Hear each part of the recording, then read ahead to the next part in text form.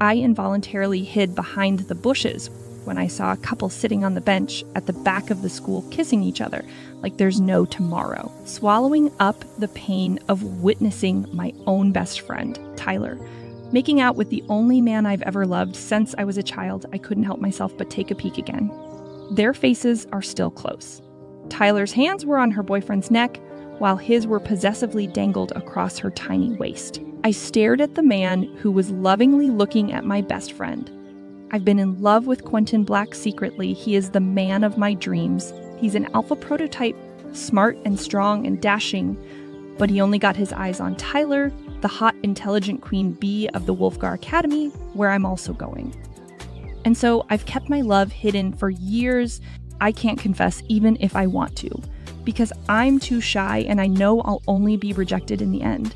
I looked down weakly on the ground and slowly walked out of the area. I can't possibly disturb them, can I? Freya. With wide eyes, I turned my back to see both of them already behind me. Hey, I said and adjusted my thick glasses. I'm trying my best not to look at Quentin, who looks so effortlessly handsome in his typical outfit of black shirt inside a leather jacket. What are you doing here? Tyler asked and entwined her hand on my arms. Reluctantly, I glanced at Quentin before turning back to Tyler. I was looking for you. I held out a notebook to her. I need to give you the notes for the lecture this morning. You skipped the first class. She hugged me and then kissed my cheeks. You're the best bestie in the world. I love you so much, Freya. You're such a good friend. Quint, babe, do you want to go with us to the canteen? I looked at him expectantly, hoping he would say yes. It's been a while since we have been together. Our families are close because they are business partners. But for some reason, Quentin wouldn't warm up to me. I thought he's snobbish towards girls not until Tyler came in the picture and smitten him. No, babe. I have classes this afternoon. He pulled Tyler into his arms to kiss her lips. I immediately averted my eyes and tapped my feet. I'll pick you up later for our dinner date. See you, babe. Freya. He finally acknowledged me before running across the football field. I smiled shyly. It felt so good to hear him say my name. Quentin never looked my way, but it's okay. I will love him from afar in my own little ways. I love Tyler as my friend, so I won't do anything to hurt her. We both watched him bump his fist to his friends before proceeding to the cafeteria. Tyler, have you decided to marry Quentin? I inquired when we were already eating. She shook her head. No, not yet. I'm actually confused, Freya. I can't choose among the three of them, so I'm taking my time, she answered, referring to the other two brothers of Quentin, Scott and Lucian, who were both in love with her. Aren't you in love with Quentin? Yes, I love him, but I also love Scott and Lucian. They are also my mates. It's possible that we could have multiple partners. It's difficult, but I could manage them. I could...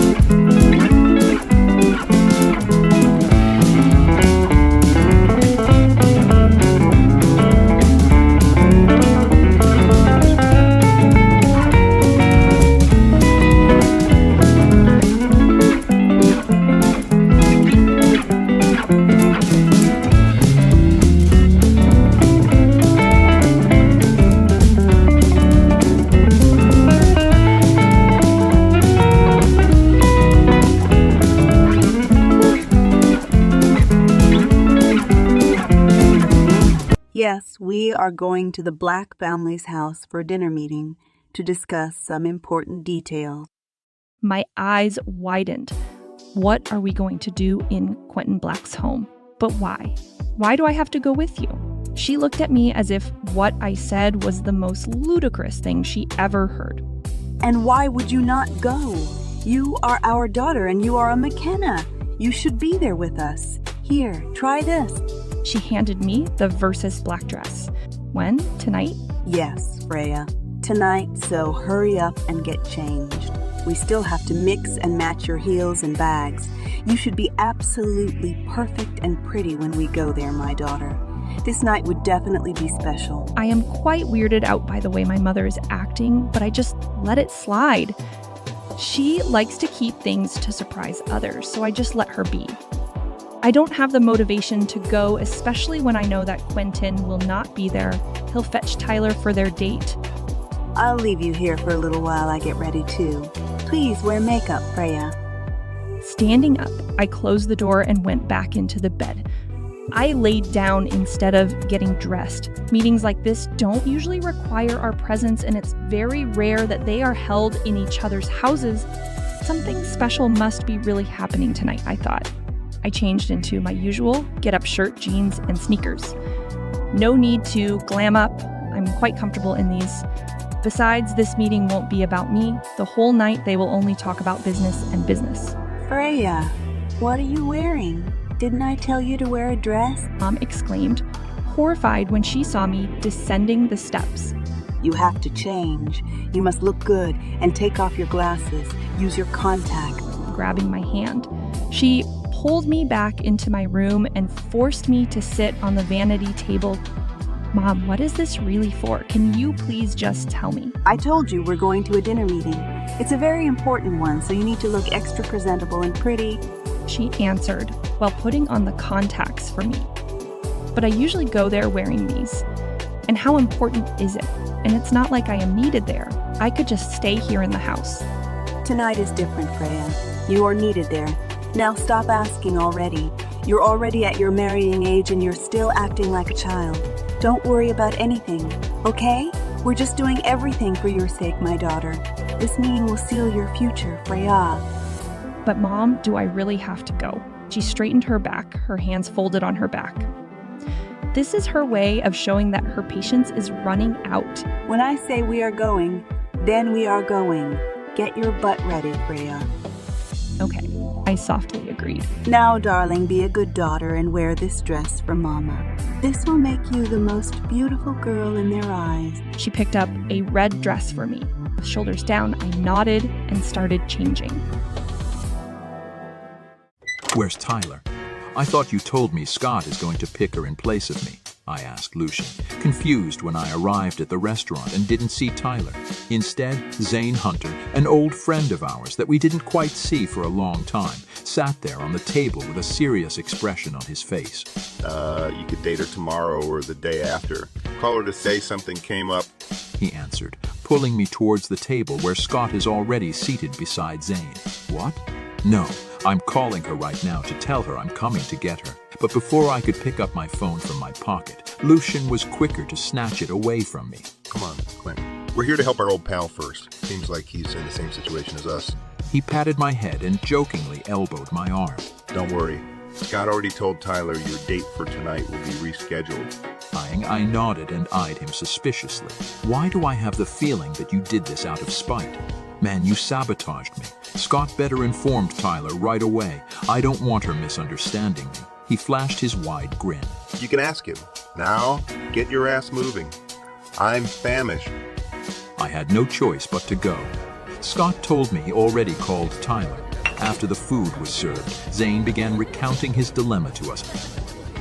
I have a friend, Isabella, who I believe is a mate of my other friend, Ethan, who is already bonded to someone else. They are all my circle of friends, Isabella, Ethan, Enrica, Ethan's mate. I'm the first to notice their attraction towards another, and I don't want trouble to happen, considering they're my closest friends. Since I heard that the two of you shared the same mate with Quentin, I want to hear your opinion in this matter. Quent, what do you think? I chewed the lamb meat and drank the wine first. Let me ask, you got a thing for this Isabella girl? No! He denied resoundingly. Wow, that was fast. Scott teased while busy scrolling on his phone. You're lying? I swear I don't have a thing for her. Now tell me, Quint, what do you think? Having more than one mate is rare, but it is possible, just like in our case.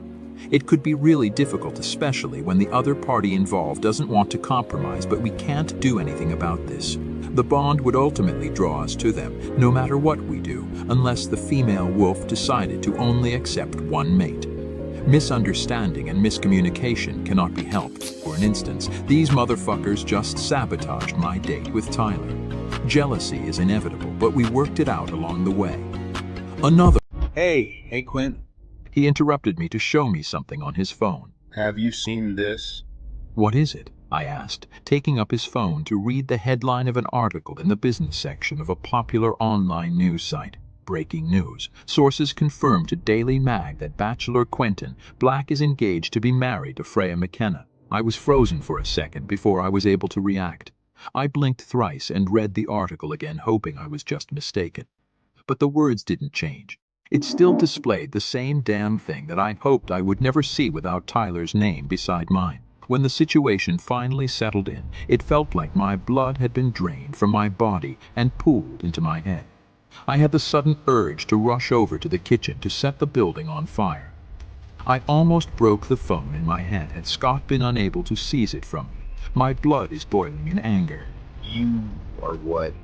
Lucian exclaimed after reading the article. Freya McKenna. Freya McKenna, right? I remembered her. She's Tyler's best friend. What the fuck, man? You're marrying Tyler's best friend? No, I'm not. I don't even know about this. I growled, and I won't marry her. She's not my mate. I won't marry anyone other than Tyler. Hey, wait, what happened? He whispered, and snagged the phone to take a look at it. Dogs. This is Batman. I heard arranged marriages end disaster. We all looked at Zane, realizing that it was our parents all along. Getting up, I stormed my way out of the place and into my sports car. Quentin. Lucian shouted and climbed inside the driver's seat. I'm driving. You're not in your right mind now. I resigned into the back seat with Scott beside me. Seething in anger, I repeatedly punched the passenger seat until it gave up. Fucking shit! I kept calling Tyler on the phone, but she's not picking up.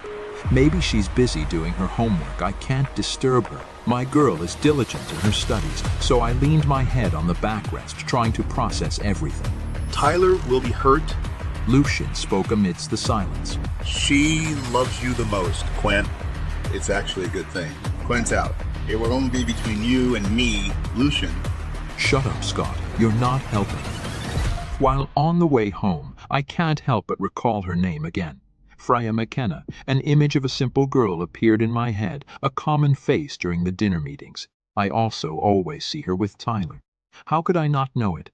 Of course it makes sense now. Our parents are business partners. Our families are close with each other, so maybe they thought Freya and I are a perfect match. But I love someone else, which happened to Freya's best friend, Tyler.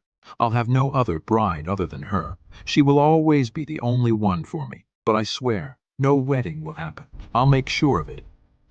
The second I set my foot inside the Blackman's carefully designed dining area, I knew then that something was wrong. The way Quentin's parents looked at me with admiration in their eyes while scanning my appearance made me more suspicious. I wore the red dress and heels Mom picked for me. I had some light makeup on my face. I also had my contacts on instead of my usual old-fashioned glasses. They must have liked my makeover so much, hence their reactions, but a different twinkle in their eyes told me something much deeper is going on. Charlotte Black stood up and welcomed me with open arms. Freya, you looked so beautiful, my child. A child? When did she ever call me one? I know she's such an affectionate mother to their children, but it's the first time she ever called me that way. Thank you, Mrs. Black, I said politely, returning her warm hug. Good evening, Mrs. Black, I greeted Quentin's father, who also hugged me before going to my parents to shake their hands. Where is Quentin? I heard my mother ask Mrs. Blackman when we're all seated on the table. He's coming. My forehead nodded in confusion. And why is she asking for Quentin? Why do we need his presence for a dinner meeting unless realization came like a crashing doom towards me? The thought practically nailed me to my place. No, it can't be. Are they planning to? I wasn't able to complete my thought when an angry Quentin stormed into the room carrying a magazine and threw it on the table, confirming the abominable decision. I gasped when I saw what's on the cover. It's me and Quentin, and the headline, "Oh God, we are getting married." Mom, Dad, can you please explain to me what this is? His chest was heaving in an uncontrolled fury. His face and neck were red in frustration. We will handle this. Charlotte assured my parents, who sat there, understanding in their eyes. Quentin's son, what's written in that magazine is true. You are going to marry Freya. She calmly said. What? No, I'm not marrying Freya. I did not agree on this. How could you do this behind my back? You can't just meddle with my own personal life when you know I already have a mate. I love Tyler, and she is the only woman I am going to marry. His words stung my heart that I can't help but to curl my fists into a ball to prevent my tears from forming. It's obvious that he doesn't like me. The thought of marrying me disgusted him. Am I really that ugly in his eyes? Quinn, calm down. His mother insisted. Let's talk about this through. Calm down. Mom, I can't just calm down when it's the future of my life that's at stake here. You're right. It's your future that we needed to consider. That's why we decided to marry you off to Freya. But how about what I want? My feelings. You did not consider that. Quentin, I did not raise you to disrespect us in front of our guests. Behave yourself. Mr. Blackman rose in his seat. The families have agreed. You will do so in accordance with the agreement. I will not hear any of this. Go and have a seat. No, I won't, Dad. I won't marry anyone other than Tyler. You can't make me. That's final, and no one can change my mind. He walked out of the room in the same pace that he walked in, leaving us all in silence. Charlotte sighed while Mr. Blackman slowly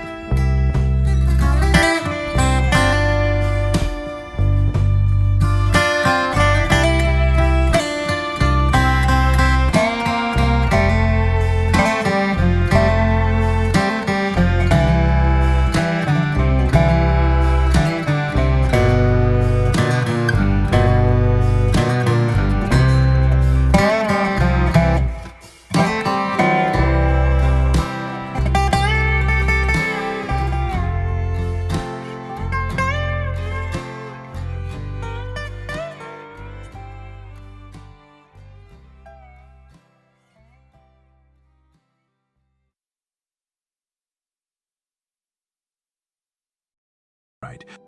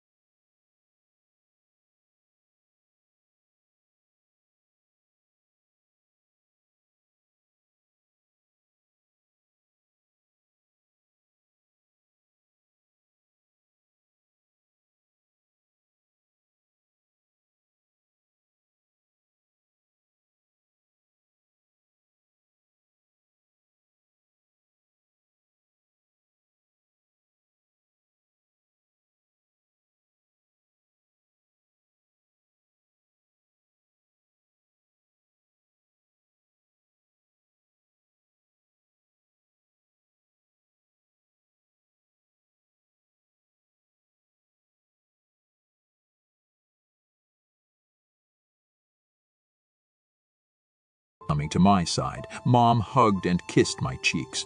You've made the right choice, Quint. You and Freya will be perfect for each other. You will complement each one as husband and wife. I turned to Freya, whose eyes are still plastered on the marble flooring. Not once did I notice her meet my eyes.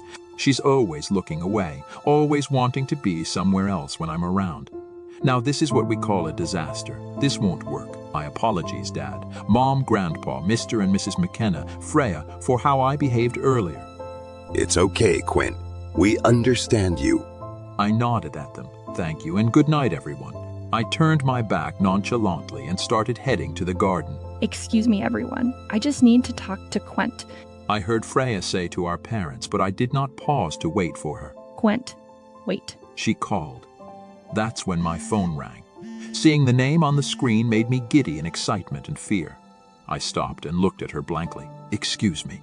I'm sorry if you don't mind, but Tyler is calling. I need to take this. Oh, of course. I'm sorry, she said in a low voice. Just when I was about to push the answer button, Tyler dropped the call, so I dialed her number.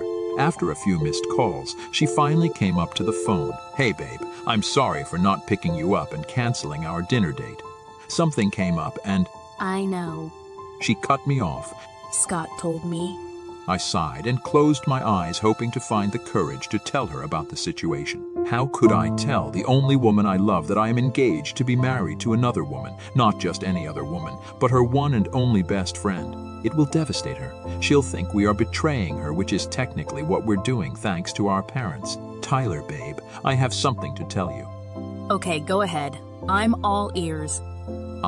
A long silence ensued between us before I heard her on the line again. I trailed off thinking I could just say it tomorrow, but prolonging something that will ultimately happen no matter what isn't my thing. I have to tell her what's happening. I owe her that as my mate. Tyler, my parents arranged for me to be married. She laughed on the phone. Wow, babe. You're getting good at your pranks. That was a good one. No, I'm telling the truth. I'm arranged to be married to your best friend, Freya McKenna, I said seriously. Are you fucking kidding me now, Quentin? How could you do this? And out of all the girls, it's Freya, my own best friend. How could you two do this to me? I can hear her sobbing. I wanted to cry at this instant too, but reined in my emotions. It's not our fault, it's our parents' plan. Then break it. Find a way to stop the wedding. How could you even tell me this, Quint?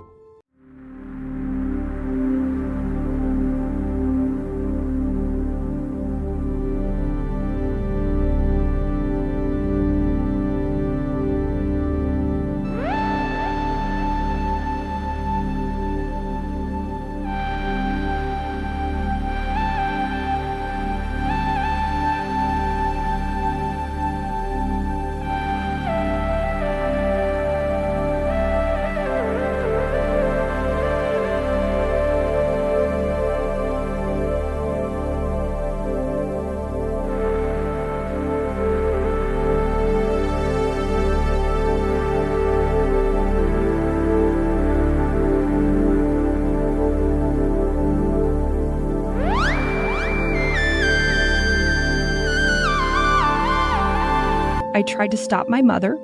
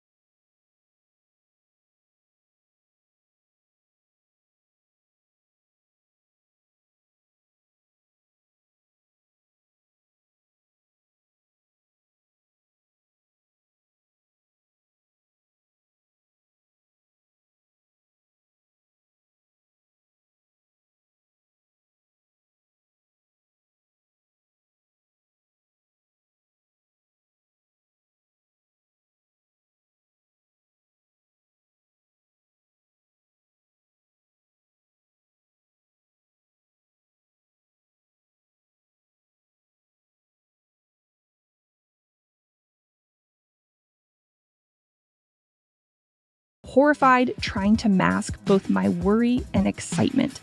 Excitement because I will be able to see Quentin's room, but worried as well that he'll take it as an invasion of privacy. What? But Mom? Go now. She pushed me to the attendant who's waiting, so I have no choice but to follow her. Miss McKenna, this is Quentin's room. I'll just be here outside waiting for you. Oh, okay. Thank you. With my heart on the pit of my stomach, I slowly entered his room. His large black bed is the first thing that greeted me. His room's design is very minimalistic, that matches his personality. I began undressing, quickly feeling a bit uncomfortable by my skimpy little black underwear that my ever-supportive mother bought for me, pacing up on time because he might walk in on me at any minute. I held up the hem of the gown ready to slip through my legs, but the door suddenly opened, revealing Quentin in front of it. Mortified, my eyes widened when he entered and saw me in the middle of his room, by the side of the bed with almost nothing on. No one was able to utter a word or make a move. He just stood there looking at me while my hands froze in the air. Our eyes met, and I wished at that moment that the ground would open and swallow me up. I saw him gulp while his eyes roamed around my body, his sight particularly landing on my bosom, half exposed by my lacy.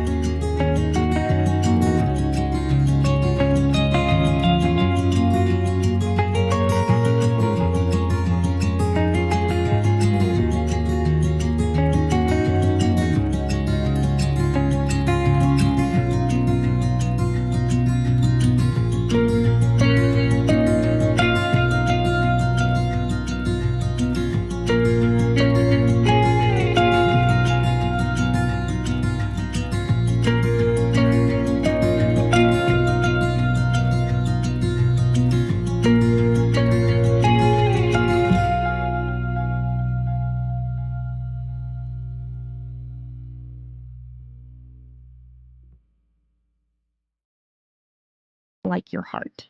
I would like to covet your love, my alpha. He shook his head in defiance. No, I cannot. I'm a black Freya. Blacks don't go back on their words. I gave my word to our parents. I'm going to stand by it for the rest of my life. But you love her, I insisted, trying to reason with him. It was also the last straw to remind myself that he will never be mine. We are only bonded by responsibility, not by affection. My feelings don't matter. He gestured towards the mansion. Come on, they'll be looking for us. We need to finish the shoot. I have no choice but to comply. Mr. Black, can you please hug Mems? Freya from behind and put your hand on her waist. The photographer instructed when we're back in the shoot. May I? He asked, looking at me for permission. I nodded. You may. His muscular arm encircled my waist, and his head rested on the space between my neck and shoulder. My heart skipped a beat when his lips touched my neck. I'm sorry. He apologized, pulling away. It's okay, I said, my heart aching for more. Perfect. Now, can you two tilt your heads towards each other as if you're about to kiss? Would it be okay if... It's okay, do it. I turned to my right and positioned my face just enough to show the camera that I'm kissing his head. A look of love, please, Mr. Black, Miss Freya. Unconsciously, I gazed at Quentin with all of the love in me. Yes, very nice. And that's it. Thank you so much for your cooperation. Wait. Charlotte protested. Is that it? For last pose, can we request the couple to kiss? Great idea. My mom, supportive of Charlotte's plan, even winked at us. Mom, we both cried in unison, astounded by what their demand. What? You two are getting married. You're a couple, so give us a kiss. Mrs. Black again. Our eyes met and we both averted at the same time. He cleared his throat while I held my chest that's about to drop down to my gut. Okay, let's just get it done with. Quentin said in resignation. I'm sorry again, Freya. I promise it'll be quick. He cupped my face with his big hands and cautiously lowered his lips to mine. I closed my eyes and waited for him. He didn't keep me waiting. The kiss is like a breath of fresh air in a humid summer. His mouth settled over my parted lips, gently, barely even moving. Just nibbling, like taking a small sip from a fountain. And I, discontented, wanted for more. If Quent agreed to call off the wedding, I would have pushed back all of my delusions under the rug and locked it away, just like what I did best for the past years of cuddling my hidden love. I'd been good with it. In fact, I thought there would never come a time when I would open Pandora's box. But the opportunity is knocking on my door.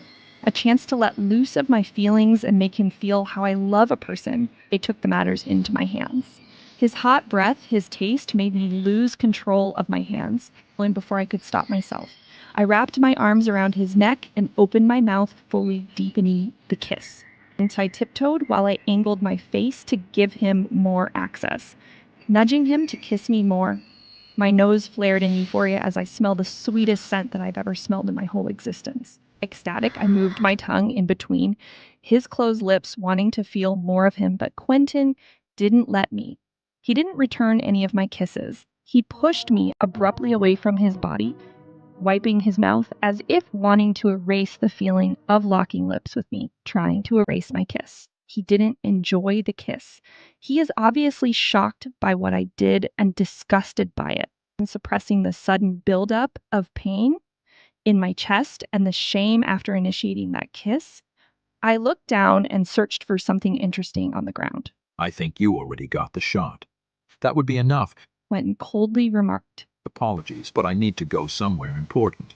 Without even throwing me a look, he left me and the scene in a hurry. I would have fled away too had my mother not approached me and rubbed my back. It's okay, Freya. You just did what we asked you to. Come on, let's get you changed. What did I do? Oh gosh, what did I do? Quentin is mad, I can tell. Of course. Who would not be mad when you are kissed passionately by the same woman who wanted to call off the wedding, saying she doesn't want to hurt you and your girlfriend? You shouldn't have done that, Mom. Can you please just stop upsetting Quent? Can't you see you're really hurting him? Stop pairing me with him when both of us know he's in love with my best friend. He will never love me. He's just tied to this agreement. He doesn't even see me as a woman. She held my hand tightly, sorrow and understanding in her face. Oh, I'm sorry, Freya. Are you mad at me, darling? No, I'm not mad at you. I'm mad at myself. Excuse me, I said in a quivering voice before I ran away. What the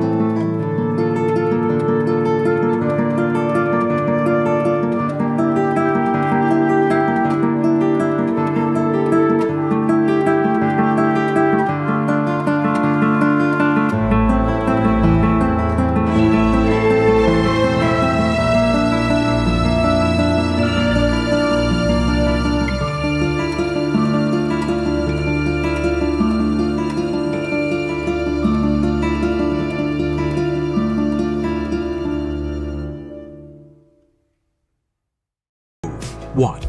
Tyler got into a road accident. Tell me, Scott, is she okay? Where are you? I panicked while talking to my brother on the phone. She's okay. Tyler's with us. No need to come. No. I'm on my way. I'm coming over now. After receiving their location on the e-map, I stepped up the accelerator while dialing Kurt on the phone to ask him for a favor. Kurt, can you please pick up Freya in the jewelry store? Tyler is in trouble, so I'm on the road to go to her. What the fuck, man? You left Freya in the store all by herself. She's your fiancé. How could you? Tyler has Lucian and Scott. At least you should have dropped Freya off at her house. I know that, but Tyler needs me. She's in an accident, for crying out loud. I couldn't hold back my frustration. And Freya doesn't need you right now. Man, your engagement party is coming. You should be with her instead of going to Tyler. Go back to Freya. Let Scott and Lucian go to Tyler. I don't wholly consent to this marriage, I screeched. Kurt, I'm really in a hurry. Please give me your word that you will pick her up and drive her home safely. He sighed on the line before I heard some rustling of sheets. Of course. I'd go pick her up. I'm not as heartless as you by leaving her on her own there. Freya doesn't deserve someone like you as her husband. Ignoring his remark, I breathed a sigh of relief. Thank you, Kurt. After almost 30 minutes, I parked outside Scott's flat, where he said that Lucian and Tyler were staying for the night. Tyler, babe, what happened? Are you okay? I immediately propped down to the floor beside the couch where Tyler is resting. She reeked of alcohol, which is her major weakness. Her body can't handle alcohol. When she's drunk, she barely can hold herself together. That's why I have to be there for her. I gently caressed her face. Tyler, babe, I'm here. Are you feeling well? She opened her bloodshot eyes. My heart sank to the bottom. It pains me more than ever to see her in this miserable state.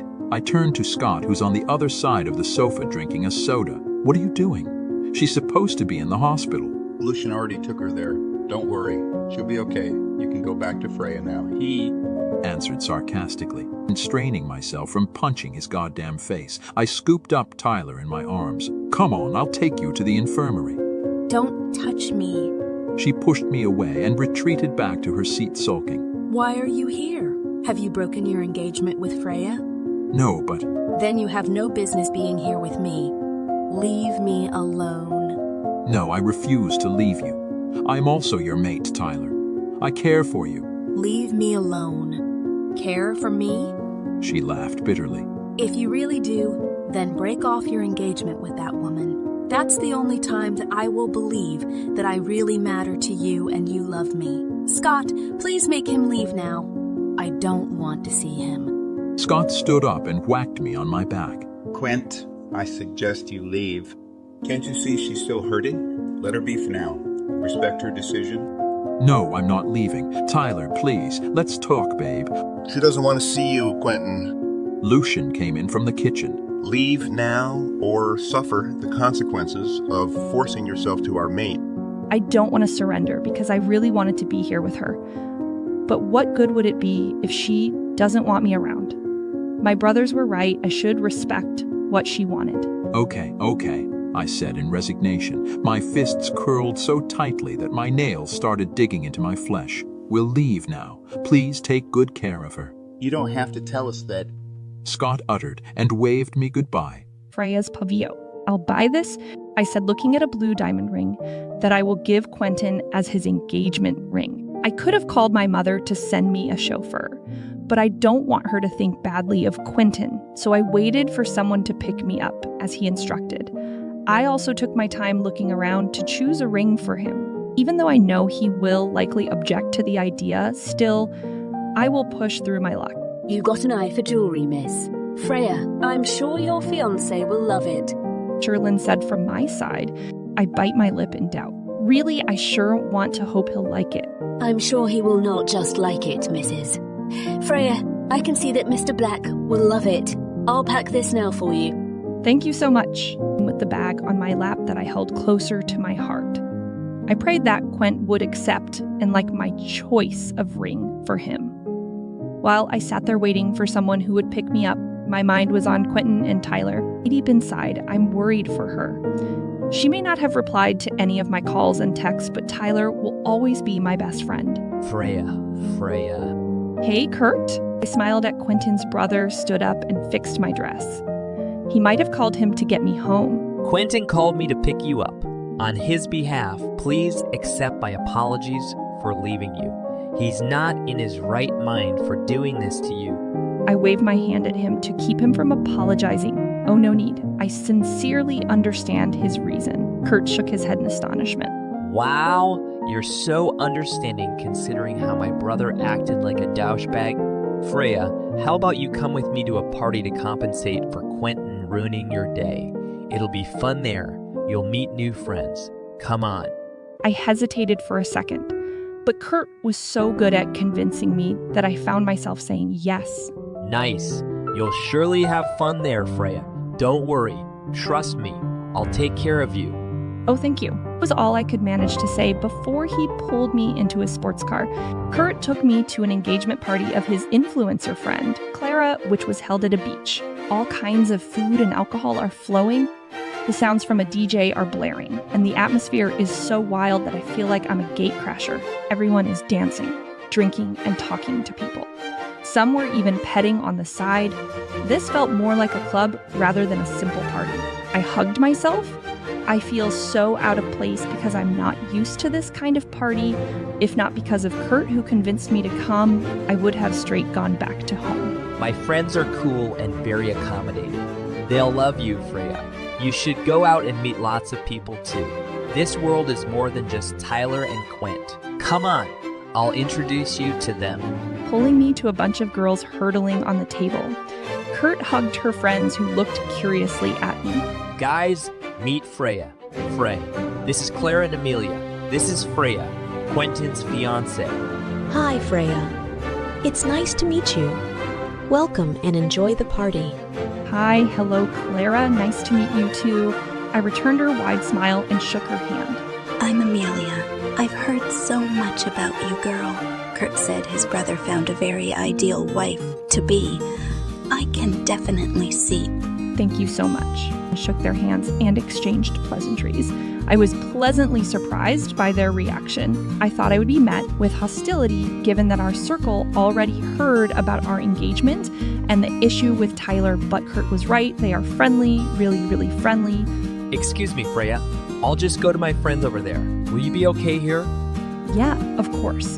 Go on. I'll be all right here. Thank you. I'll be right back. Amelia, Cara, please take care of our dear Freya. No worries. We got her. Amelia answered and locked her arm on mine. So, Freya, when's the wedding? Carla teased me when there's only the three of us. Blushing, I mentally checked if there's already a definite date we had agreed. No exact date yet, but it's the soonest according to our parents. Great.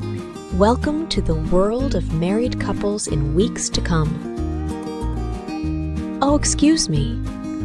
I forgot that I have to go find my boyfriend. Need to tell him something. Carla left us, so we decided to go grab some food on the buffet. Frey, I'll just get drinks for us. Okay, I'll be waiting on the table. I returned to our spot and ate silently.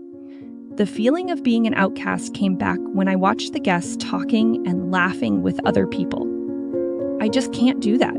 It takes a while for me to warm up to a person. Oh, so the snake is here.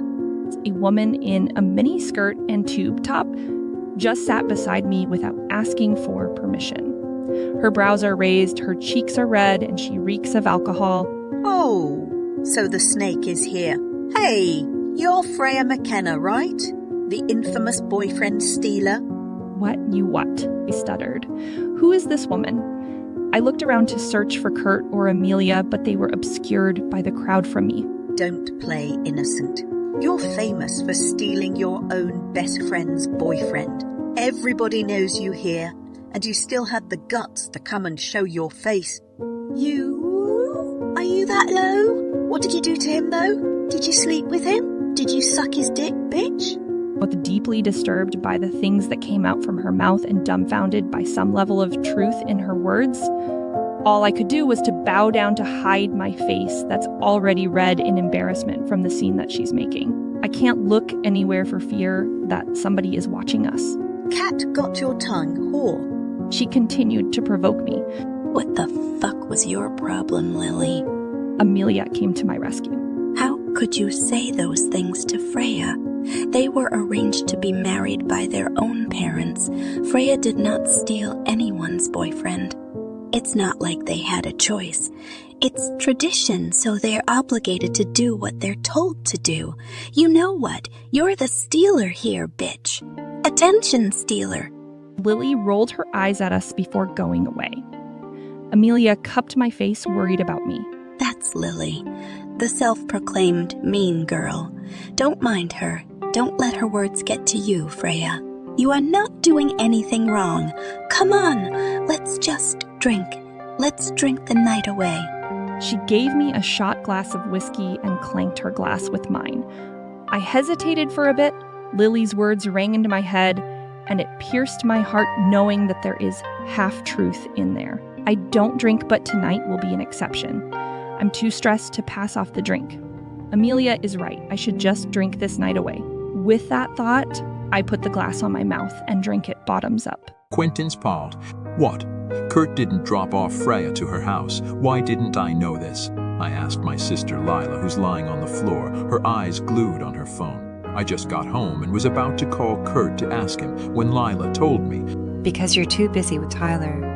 Even so, I specifically told him to pick Freya and return her home safely, not to bring her to a beach party where she knows no one there. Relax. There's Kurt. She knows him. Hey, Quint. I snatched the phone from her hand and answered the phone. I could strangle his neck at this instant. What are you doing? Why did you bring Freya there? What the fuck is this, Quint? Hey man, we were just having time. Only you could see Freya. Damn, she knows how to have fun. Are you drunk? I noticed when he can't properly pronounce words. Do not drive, you stay there. I'm going to get her. I retrieved my jacket and keys and headed for the door. Hey, my phone? Lyra came after me and stopped me beside my car to get her phone. Quint, Kurt sent a video. She showed me the screen, and boy was I shocked to see the sweet little Freya dancing on the mini stage with boys around her. She's obviously drunk, judging by how she smiled at the man. Her hair is disheveled and her pretty little black dress has knots all over it. I swallowed the lump on my throat. I could feel my head growing in anger and something that I can't put a name into. Where are you going? I will get Freya and I will kill that Kurt. I hollered before getting in the car and driving away at an impossible speed. Lost in the music and drunk by a few bottles of alcohol. I swayed in the rhythm of the wild song and put my hands in the air. My body felt so light, even when I'm jumping and dancing with Amelia and Clara and all the other friends that I met this night. I can't control my head anymore. It spins in a good way that I feel so free from all the worries in the world. The guy from Kurt's circle joined us in the middle of the dance floor and asked me to dance with him when the music switched to a more intimate one. I'm sorry, what? I leaned closer to hear him. The stereos are blasting, so it's impossible to hear him. I want to dance with you. He raised his hand to touch my face, but before he could do that, someone jerked him away from me. Get your hands off my wife. She's not going to dance with you. Quentin, in his darkest expression that I've ever seen him wore, grunted at the man who stepped back and disappeared into the crowd. Dazzled by the sudden appearance of Quentin, I moved to check if it was really him. Quent, is that really you? I lost my balance, and I thought I'm really going to fall to the sand because my knees felt like jellies, but his reflexes were quicker. He caught me by the waist, shoved me into his arms, and threw me gently into his shoulder. You've had enough. I'm taking you home. Okay. I readily agreed and waved at the girls who waved back at me. Those girls. My husband is taking me home, I said drunkenly. He gently placed me into the passenger seat of his car and put on my seatbelt. Quent, I'm really sorry for upsetting you. Are you upset? I questioned him after he sat behind the steering wheel and started driving. No. Of course I'm not. No need to apologize. I'm not upset with you. It's my fault for entrusting you to Kurt when I know how irresponsible he could be. I should have dropped you off to your house. You wouldn't have to experience that. I'm sorry. No, don't be. I really had fun tonight. I met new people. They're nice. I gained new friends. I continue to blabber incomprehensibly. Resting my head on the backrest, I tilted my face to his side and tried to focus my hazy sight on him. With eyes glazed, I scanned Quentin's muscular arms glistening with the vodka that I accidentally spilled on him earlier when he pulled me into him. My eyes went down to his veiny hands. I bite my finger in a flirting manner and glanced at his hair. I wonder, how does it to feel its texture? Maybe it's the spirit of the liquor that possessed me at that time, but I just found myself unbuckling my seatbelt and seductively climbing into his lap. I inhaled his scent while I slowly lowered my body into his crotch. I saw him gulp. His one hand gripped the wheel tightly, while his free hand supported my waist to keep me from falling off the seat. In the soft glow of the dimmed lights inside his car, I finally had the courage to be this close to him. I'd finally able to meet his at this distance without having to look away and fluster. I've been meaning to do this, I huskily said, and reached for his hair and slowly brush it using my fingers while absent-mindedly rocking myself on his legs. Quentin groaned and tried lifting me away from his body, but I tightly clung into his arms and burrowed my face on his neck. Freya, I'm driving. It's dangerous. Can you please not do that? He pleaded when I started moving my nose up and down against the skin on his neck. His scent is addicting to me. It's more intoxicating than the shots of tequila I took, but I want to do it. I snorted like a brat and continued rubbing my face on him and grinding my body. You are drunk. You don't know what you're doing. No, I'm not. Just tipsy. I know what I'm doing, I giggled after saying that. Oh man. I heard him say before pulling the car up on the corner and hoisting me back to my seat despite my protests. What you did was very dangerous, Freya. I can't focus on the road. Don't do that again or else we'll end up in an accident. He lectured me. He pouted my lips and closed my eyes. I'm sorry, Quinn. I'm sorry. He sighed and reclined my seat and then arranged his jacket on top of me. Sleep. I'll wake you up once we arrived. After several minutes of snoozing, I jolted and looked out of the window. The car is no longer moving, and we're parked outside a familiar landscape. Beginning to sober up, my eyes widened when I realized where we are. Where are we? I turned to Quentin, who seemed amused by my reaction. Outside your house. Oh no, please. I can't let my parents see me in this state. I don't know what to tell them, or I uttered, terrorized by my untoward actions. Just tell them you're drunk. You're 20 and of legal age. You can drink. I'll explain everything to them. It's my fault. No. Etienne, I stopped him from going down. I don't want to implicate Quentin when it's my own decision to come with Kurt. Can you please not let them see me like this? Please, just for my personal reasons. Quint. He reluctantly agrees and calls someone on the phone. Hey, bud, can you please call Mrs. McKenna to tell her that Freya won't be able to go home tonight? He looked at me and nodded. Yes, she's with me. She'll be staying the night with me in the house. My mouth literally dropped open. Quentin's povey. I decided to bring Freya to our house instead of going to a nearby hotel to spend the night. It feels safer for her and for me that way. I asked Lyra for a favor to tell Mrs. McKenna that Freya won't be coming home tonight. I know I could call her to inform her, but I'm having a difficulty explaining that her daughter is wasted. Can I really tell her that I left Freya in the store to go to Tyler, and then my brother whom I have entrusted to pick Freya coaxed her to go to a party where she fell drunk? No, I must be out of my mind if I do that, so here I am, struggling too hard with a drunk woman in my arms who can't stop giggling and moving her body. Easy. I tactically supported her small back to prevent her from falling backward while I reached inside my pants for the key. I've been calling Lyra to open the door for me, but she's not answering. She must have been reading those comic books again. The position we're in is too intimate. Our bodies pressed towards each other and our faces almost touching. I can breathe through her scent. A mixture of expensive vodka and vanilla perfume. Freya is slumped in my shoulders with her face buried in my neck, sniffing like a puppy. All I could do was release a sigh to control myself from moaning. My neck is an erogenous spot for me, and I easily get turned on when Tyler starts touching me there, which Freya is unconsciously doing now with her nose. If someone could see us right now, they might think that we're making out. Who are you? She asked, and cupped my face. Her eyes are narrow, and her cheeks are glowing in pink from the effect of the alcohol. I'm Quent. I replied and cursed gratefully when I opened the door. You're Quent, she murmured, her eyes closed again. She puckered her lips while making weird noises. I find her too adorable, pouting those red, luscious lips, but her fake moans are stirring up something inside of me. To get rid of the dangerous discomfort on my groin, I put her over my shoulder and ascended the stairs. Quent. Shh, be quiet or else people might hear us. My plea fell onto dead ears when the master's bedroom croaked open and my father came out rubbing his eyes before putting on his glasses. Shit. Pulling back as fast as I could, I turned to a hallway and went straight to my room. I gently lay her on my bed. But when I was about to stand straight, she wrapped her arms around my neck and yanked me into her parted lips. Instinctively, my brain said I should push her away, but the second I tasted her lips, all the red warning in my head stopped blinking. I shut down my rational mind and responded to the kiss that instantly burned me to the core. The situation is pure heaven and hell.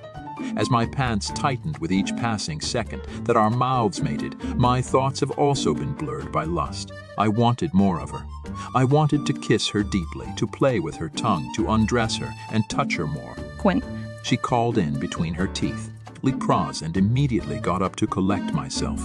Aware of the gravity of the consequences if I let my primal need prevail, I gathered her again in my arms and went ahead to Lila's room. You can let her sleep in your room. Damn boy, no one would bat an eye. She's your fiancée. No, it would be more comfortable for her to sleep in your room tonight. I don't want her to think that I took a disadvantage on her. I respect her. She sighed and set aside her book she's reading when I barged inside her room. How noble, but you're still a jerk for leaving her. It's your fault. Come inside and put her in my bed. I'll just get some more pillows and blankets. I carefully stashed her away in bed and made sure she's covered to prevent her from snagging me again. My eyes darted on her lips and the familiar heat flared down between my thighs. Damn, when did I find her so fucking attractive? Freya Palwar. It has been 10 seconds since I woke up, but I never bothered to move.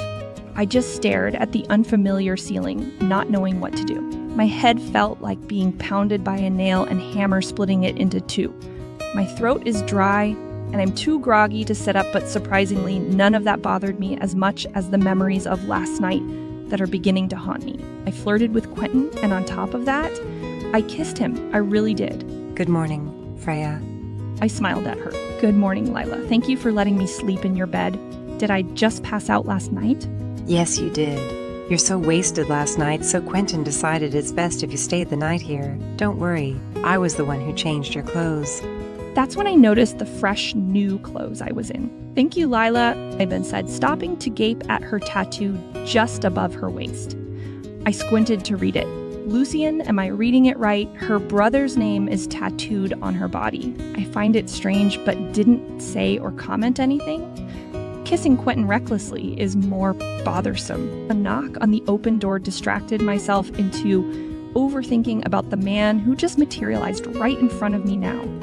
Talk about timing. Good morning. Feeling a bit okay now. I blinked furiously and casually slid back into the cover. Good morning, Quent. Yeah, I'm feeling a lot better. What happened? Why did you bring me here? Did I do something stupid? I blacked out last night and I can't remember a thing. Where's Kurt? I lied brazenly because this is the only thing I know to get out of the possible awkward situation. If he knows that I perfectly remembered it all. Quentin still studying my face and then nodded afterwards. You're just a little bit drunk last night. Your body can't take too much alcohol. I'm worried about what your mother will say, so I brought you here. Thank you. Appreciate it so much, I said with a straight face to keep my act together. Kayo, guys, I think you should see this. Lyla interrupted to show us her phone. You are on the hot search online. Quentin ran outside to get his phone while I watched the video that fully woke me up from being disoriented. Freya's Pavi. Oh my god. I threw my cell phone on the bed after I repeatedly watched the viral videos of me and Quentin during Clara's beach party. It has only been uploaded for a few hours and the amount of shares and comments online is insane. I buried my face on the pillow, trying to remember what else had happened that night. I clearly remembered kissing Quentin, but prior to that, I barely had any idea. The memories of last night slowly crept in my head. I recalled dancing with my newfound friends, And then a guy wanted to dance with me, but then Quentin suddenly appeared and shouted something I don't remember much. Wait, what did he say? I watched the video again. Get your hands off my wife. Quentin screamed at the guy's face, scaring him away, and then I began dancing on him. All I know is I've been too flirty with Quentin, and it's caught on that video that is making rounds in the social media. What should I do? Nervous and worried because of what my parents and the Blacks would think about me. I paced back and forth thinking about a possible solution, but my head was empty and throbbing because of a hangover. It was just one night of having fun, a drunken mistake on my part, and I almost risked it all. My reputation is now tainted. I was about to go back to bed to call Mom when I heard some voices outside.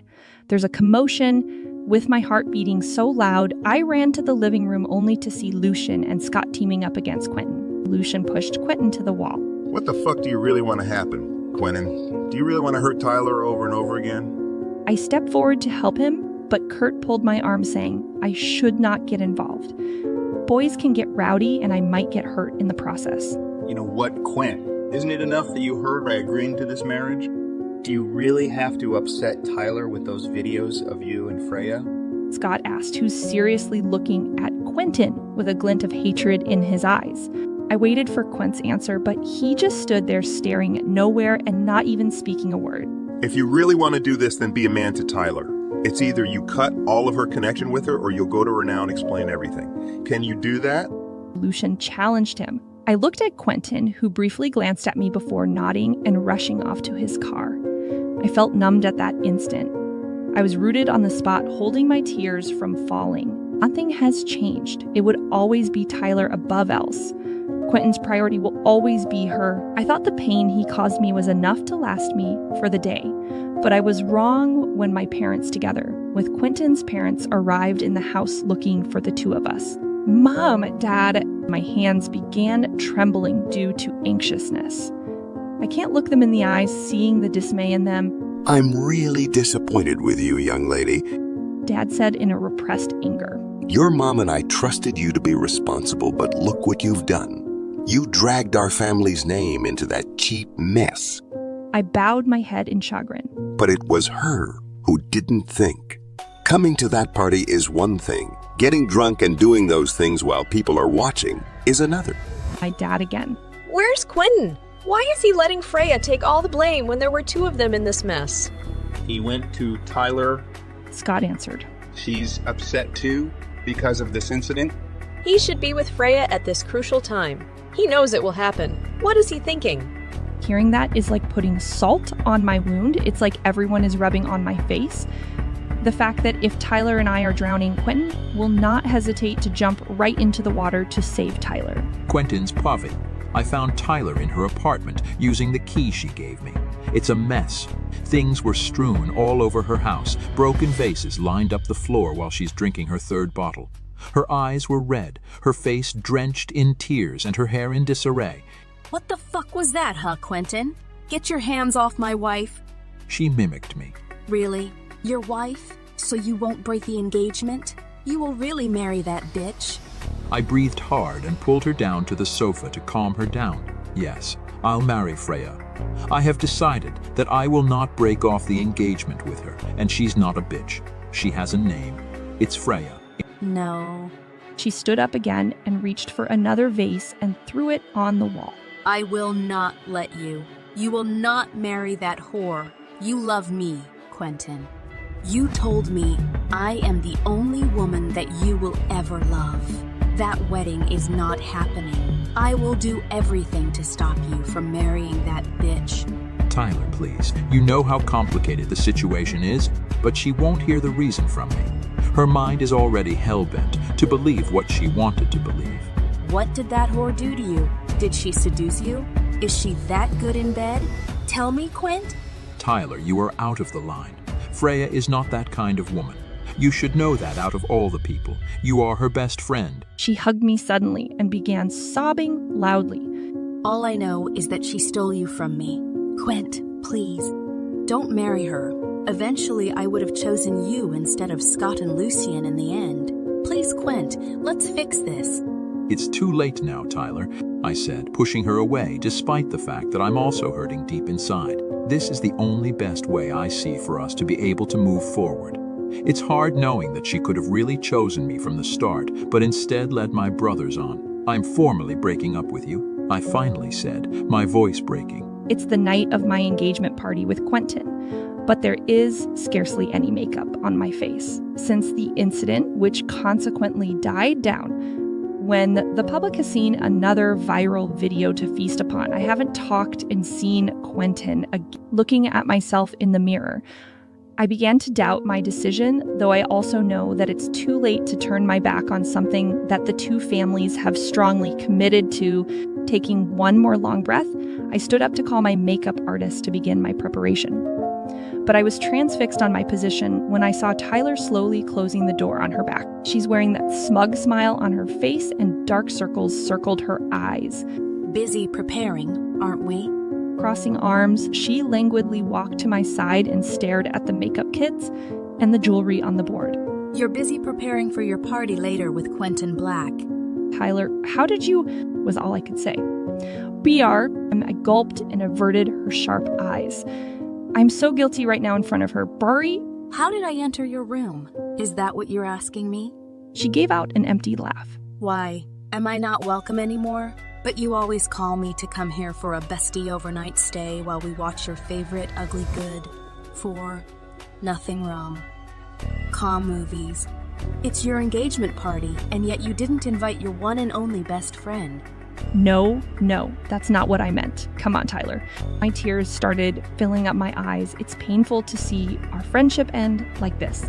She shrugged her shoulders and continued walking across the room. She stopped in front of a photo frame my mother hung in my room and smirked when she saw my photos with Quentin.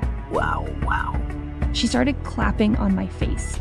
What can I say but congratulations, my dear best friend. Finally, you got what you wanted from the very start. You like Quentin, don't you? You like him even when you know he is my mate, you bitch. She slapped me hard on the face and pulled my hair. But I didn't fight. I endured the pain and let her be. If this is her way of letting out her anger on me, it's okay. I can take it because I know that I hurt her too. You thought I didn't know that you've always liked my boyfriend? She asked, gasping. I know you always wanted him for yourself. You're always shy around him. I thought it's just nothing, but after the announcement, I connected the dots. Is that why you befriend me? So that you could watch my moves and steal my boyfriend from me? I knew it! You were always envious of me, Freya. You're jealous of me because many boys like me, because I'm popular and beautiful and smart. Did you beg your rich mama to make him yours? Did you seduce my boyfriend into your bed? Tears started streaming down my face. How could she think of me like that? I can accept the other things she said, but not this. My conscience is clear. You know I'm not like that, Tyler. I can't do that to you.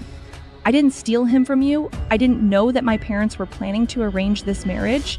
I swear I tried to stop it because I don't want to hurt you and Quentin. I saw how you love each other.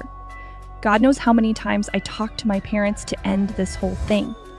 But they refused, so I asked Quentin, but he told me he can't because he's obligated by his own parents to marry me. Tyler, please understand us. We're just victims too of this circumstance. Believe me, please. I'm telling you the truth. Believe you?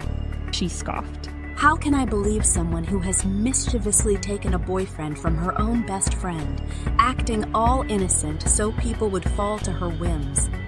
You are one spoiled kid just because you have money. And Freya, you're right when you said that Quentin and I love each other. She began walking around me, grinning every time her eyes would look at how I hid my face from her. Do you think you have succeeded already? Quentin will not like you, Freya. You will always be in my shadow, forever proving yourself for him, but never ever living up to the standards that I am. You will beg for his love that he can never give to you. On your first night together, he won't even look or touch and kiss you. I am his mate, his one and only love. We're bonded together. I know him from his head to his toe. We've done everything we could possibly do. You can never surpass the memories that we've made. Poor you little ugly Freya. Do you know what he told me? That he'll only love one woman in his lifetime, and that is me, only me. I nodded and wiped my tears. I'm very much aware of that fact. She didn't have to tell me anymore. This marriage will be a nightmare for you, that you'll regret that you ever agreed to this. You might be her future wife in the papers, but I am the one he will always love. Tears swell again in my eyes. I completely understand you, Tyler. I really do. I hurt you. I was the one who did this to our friendship. I'm sorry, Tyler. That's right. You hurt me so much. You hurt me to the point that I don't recognize you as my friend. I'm really, really sorry for everything. I know you can't possibly forgive me, but I'm still wishing that you could find it in your heart someday. Tyler walked up to the door, but before she could leave, she stared at me begrudgingly first. You're right, Freya. I can't possibly forgive you for betraying me. From now on, you're not my friend anymore because I don't ever want to be associated with a snake like you are. Freya's pulvi. I worriedly looked at my compact mirror again and sighed. My left cheek is red from Tyler's slap earlier. I already iced it and tried to hide it using makeup, but it still shows, so I just decided to free some of my loose hair to conceal the red mark. But even that is not enough. Freya, your mother is asking if you're ready to come down. The guests are already waiting for you. My personal driver politely informed me. Taking a deep breath, I nodded. Yes, Arturo, I'm going out now. The cold November wind greeted me when he opened the car door for me. I braced myself and smiled at him. Thank you. My pleasure, Miss Freya. Holding the train of my teal evening gown on one hand and my black velvety purse on the other, I closed my eyes to ready myself. But when I opened it back up, I was more than surprised to see the man who's waiting at the entrance of the hotel for me. My heart sang love when we locked our gaze. Quentin, who looked so ravishing in his navy blue suit, traced his steps towards me. Hi, I said, praying he wouldn't notice my shaking voice. Hello, he replied, his sparkling stare unconsciously expressing that he liked what he's seeing. You look really beautiful. He whispered more to himself, and my cheeks blushed and my eyelashes fluttered. I wasn't ready to hear him compliment me. Thank you, Quent. You look so beautiful too. I mean, you look handsome. I laughed nervously, hoping against hope that he'll not find me as some kind of a weird girl. I want him to see me as a capable woman he'll be marrying. I want him to see the potential in me as his mate. A strong alpha like Quentin deserves a strong and confident mate too. He jokingly turned around. I know, he said, trying to sound arrogant, and a laugh escaped my mouth, but it soon disappeared when he leaned closer to me and randomly caressed my left cheek in a concerned manner. Why? What happened to your cheek? He asked and tried to touch my face again, but I moved away and smiled, carefully arranging back a few strands of my hair to conceal the mark. It's nothing. Just makeup. Maybe I put on too much blush. I'll retouch it later. Hey, I have something to show you. I changed the subject immediately when I felt that he's not satisfied with my answer, and he wanted to ask more questions. I set a bunch of my hair aside to show him something on my neck. As I expected, his face lit up in delight and recognition upon seeing it. This is the necklace your late grandmother Elizabeth gave to me. I wore this tonight as a sign of my appreciation to you and the Blacks family. He moved forward, fingering the delicate beads of rubies and diamonds on the necklace. Holding my breath, my hands formed into a fist behind my back when he accidentally touched the sensitive skin over there. Grandma must have really adored you so much to give this to you. It's from our great-grandma and her favorite necklace from her mother. Nostalgia struck me upon remembering that adorable old lady. She also told me that that's why I'm really surprised and shocked when she gave me this. Just like you, I miss her too. Grandma is a lovely person. I love listening to her stories and adventures when she was alive. Quent, this is for you. I handed him the box of ring I bought for him. What is this? He asked, shaking the box. Open it. He excitedly unwrapped the box and opened it to reveal the blue diamond I picked as his engagement ring. I picked the blue diamond because I know you like them. I explained when he stayed speechless for a minute. Appreciation all over his face. How did you know what I like? he asked, still staring at the ring. I just heard it. I bought it on the same day that we went to that jewelry store. I hope you like it, Quint. Of course, I like it. In fact, I love it. Thank you, Freya. You're so thoughtful. You helped me with picking my ring, so I thought I should return the favor. I'm glad you love it. I looked over his shoulder and saw the organizer of the event, who must have been searching for us. Quint, I think we should go inside. This party won't start without us. But instead of coming with me towards the elevator, he pulled me instead to a corner to tell me something. Before that, I want to tell you something. Tyler wants to talk to me first. She said it's really important. I have to go to her now. I promise I'll be back. Go with them first. I'll follow after a minute. You understand me? I was surprised that he's even telling me this. He can go to her whenever he wants without disclosing it to me, especially when it involves Tyler. But today is different. It's our engagement party. It's our first official public appearance to meet the people in our circle prior to our wedding. Quentin realizes the importance of this event as a crucial hallmark for the families, so he thought he should at least be honest with me about his dealing with Tyler. Yeah, of course. You can go. I permitted him despite the fear that rose from deep within me. Would Tyler ruin our engagement day? Is this what she meant earlier? I freed my wrist from his hand and forced a smile on my face. I'll go now, I said, and forced myself to take a step forward. He didn't reply. That planted a seed of doubt in my head. Would he really be back? Would they run away and leave me hanging at the party later? I stopped walking and turned to him. Quint. Yeah? I'll be waiting for you, I declared with conviction. He gave me a small smile. Of course, I'll come back, Freya. I agreed to meet Tyler in her car parked on an alley outside the hotel. When I got inside the back seat, she was already crying her eyes out that almost dissolved my resolve to go back to the hotel. I should have been the woman you're marrying, Quint. I should be in Freya's place while we announce our impending marriage to everybody. She reached for my hand and begged. Please let me be that woman. Quint, be with me. My gut twisted in pain, remembering the future plans that we made together. I shouldn't have agreed to the pressure. Then we would have still been happy till now, but it's already too late for the two of us. Fate intervened and its decision was final. Where were your promises, Quentin? She whined when I didn't say anything. You promised me that you will always choose me? Tyler, I already told you everything, didn't I? I'm doing it for the family, so by no means our relationship must not continue. Now tell me what you wanted to say. It's the only reason why I came here despite the risk. I love you. Quint, please. I love you. I can't survive without you by my side. Pulling my collar by her hand, she tried to kiss me, but I quickly dodged her lips and unconsciously pushed her back to the seat. Stop it! What are you doing? Tyler, we're over.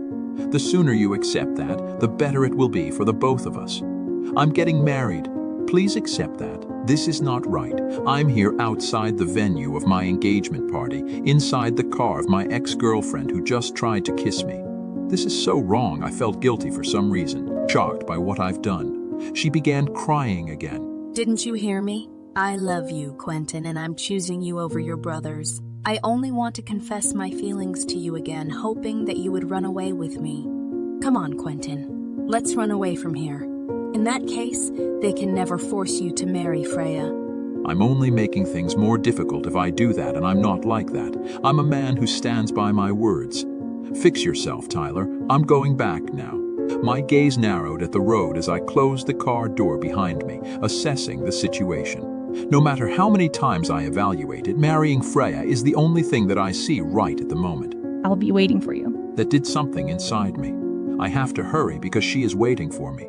I arrived in the hall just in time for my father to take the stage and clank his glass to get everyone's attention. My eyes searched for Freya in the midst of the crowd, only to realize that I don't have to do that anymore because she's already looking at me across the place. Relief is written in her eyes. Without breaking off our eye contact, I bridged our distance and stood in front of her. That was quick. You really came back, Quint, she said, barely a whisper. Of course I'll be back. I promised you. I offered my arm to her, which she gladly took. Now, let's brace ourselves for the spotlight. They will call us now. We're next to be hugged and kissed by the guests. Are you nervous? I checked her face and couldn't resist staring at the red blot on her cheek. Is it really makeup? She shook her head, her hand tightening over my arm. No. I can't help but smile. She's obviously nervous. Tapping her hand, I cocked my head to her ear and muttered, "Don't be nervous. I'm here. Just follow my lead, okay?" She took a deep breath. Thank you. Everyone, as all of you know, the Blacks and McKennas have been business partners for a very, very long time. Our forefathers have already forged an indomitable bond between our clans, but only during our generation did we take another leap towards the future of the families. The houses of Blacks and McKennas will now merge through the wedding of my son Quentin and our soon-to-be daughter-in-law, Freya. Everyone clapped as we were ushered into the stage. Cheers and congratulations echoed in the halls as friends celebrated the forthcoming union of the two great families. I looked at Freya, who was still nervous. I can tell that she's new to this. She's camera shy and very averse to people. It will take a while before she will warm up to you. Smile. You're beautiful. I encouraged her, my hand sliding down to her hand, and intertwined our fingers together. It must have been effective because the side of her mouth curved into a smile. But before we reached the stage to accept our parents' blessings, the celebratory vibe of the place was replaced by a silence and then shushing and hushing afterwards. I looked around to see what's wrong. The guests were on their phones watching something. Quentin, I already told you to take a distance from Tyler. Look what you've done again. Another viral video from you. You made another mess on the night of your engagement party. The video in question is Tyler and I inside her car kissing. The edited angle made it look like this, even when we didn't really kiss. Mortified by the repercussions of this video being uploaded on the very night of the engagement. I looked at Freya frantically and then to our parents, who were now holding their phones after being informed by Kurt. My father's face is grim while my mom is clearly disappointed after I caused another problem after another.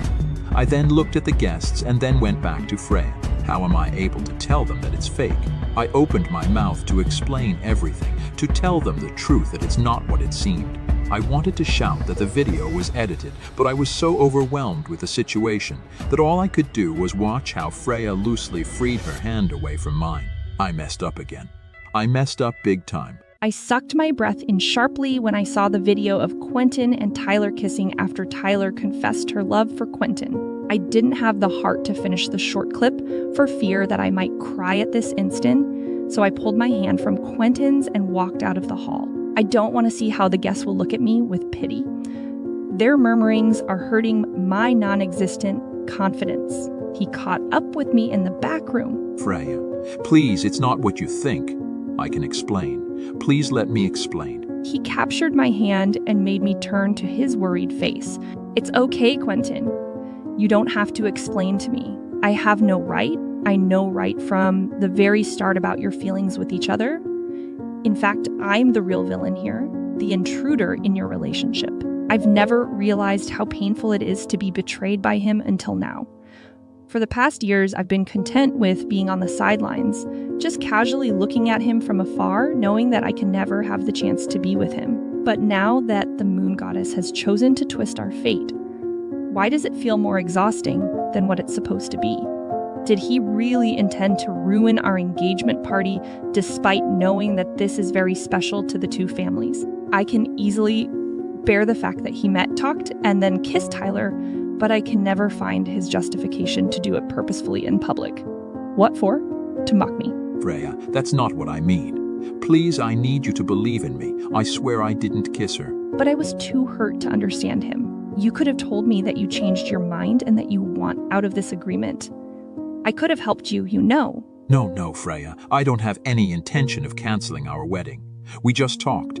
That's all. She tried to kiss me, but I pushed her away because I know it's wrong. That video circulating now is fake. It's edited. You have to believe me. Not once did I lie to you. You asked me to cancel this marriage. I didn't because I stand by my own words and I'm betting on it again. It's the only thing I have now, my honesty. At least you have to believe me. Whoever else edited that video did it to sabotage us. He made sense. The timing of the video is just uncanny, and Quentin is not the type of son who likes to disappoint his parents. Though hurt, I still choose to believe him that he's telling the truth. When it comes to Quentin, I could easily bend my values and morale. Quentin, what's the meaning of this? Quentin's father roared in the room. Behind him is Charlotte and my parents who followed us into the room. We've just gotten out from that mess you've created a while back, and another one comes right in, and on the same day of the engagement party. How could we face this? Our business partners and dignitaries in the society are outside who just witnessed what you did. We're losing face again. It's embarrassing. Dad, let me explain. It's true that I met with Tyler earlier, but we just talked. I admit she wants to get back to me, but I refused. I never kissed her. We're not back together like what that video insinuated. He reasoned out.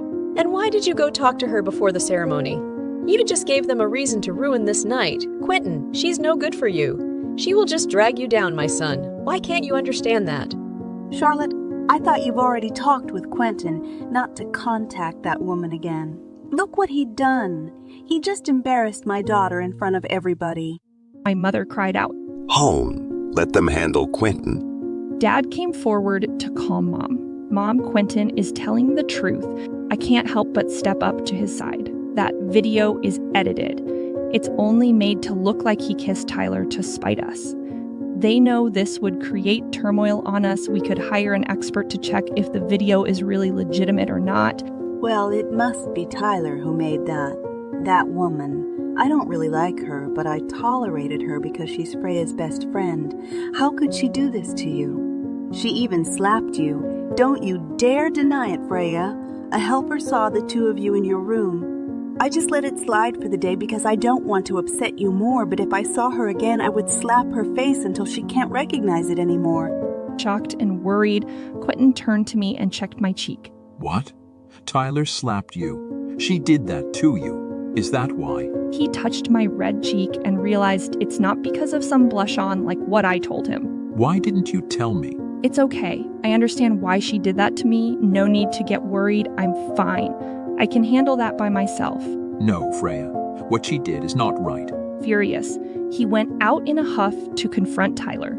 That's when I looked around to see our parents silent and touched by how worried Quentin is for my sake. Mom, you shouldn't have told him that. I don't want to create more animosity between them. Freya, Quentin is your future husband. The dynamics of your relationship will change no matter what because he'll be your other half. It is his responsibility to protect you. They'll fight again because of me. I'm afraid that Tyler will hate me more because of this. Don't worry, Freya. Quentin will do the right thing. Charlotte interfered. What Tyler did to you is wrong. Things like this should not be a secret. Your mom is right. Quentin has the responsibility of protecting you as his future wife and the mother of his children. But I was not pacified by their advice. My mind is still on Quentin as he angrily strolled all the way out looking for Tyler. Quentin's povey. What are you doing? Quentin, unhand me. You're hurting me already. Tyler gritted under her teeth. I continued dragging her up outside the hall after spotting her drinking a margarita while my brothers were kinda busy with their business. And even if they were in her company, I would not hesitate to call out Tyler for what she'd done to Freya. My brothers, being her mates, had her invited to my engagement party despite my objection. It's awkward. 2, I don't want to breed more scuffle between Freya and Tyler. 3, I'm afraid that Freya will not be comfortable at her own engagement party. Why did you do that, Tyler? Why did you slap Freya? If you have a problem with our impending marriage, then talk to me, slap me. Don't incriminate an innocent person into this mess. Freya has nothing to do with my choice to break up with you. And how many times do I have to tell you that she and I don't want this marriage? Our parents are. I'm trying to control my emotions and voice to prevent myself from attracting people again. My frustrations got the better of me when she wanted to talk to me before the party and looked where it got us all. Another mess that's harder to clean up. Tyler crossed her arms, pain and tears on her face as she prepared to defend herself. Is that what she told you? That I slapped her? Quentin, it's because she hit me first. Look what she did to me.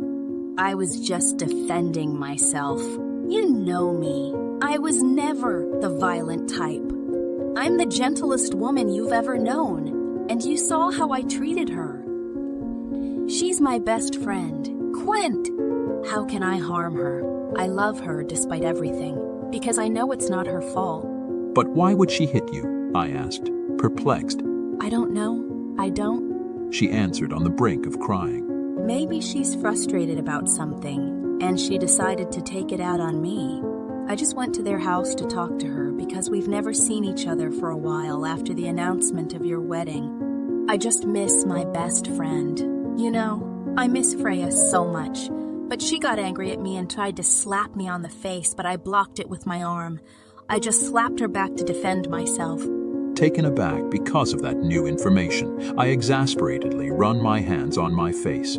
What a ride it has been since that night where I learned about the engagement. From then until now, not once did I get a peaceful and enough sleep due to continuous problems that came my way.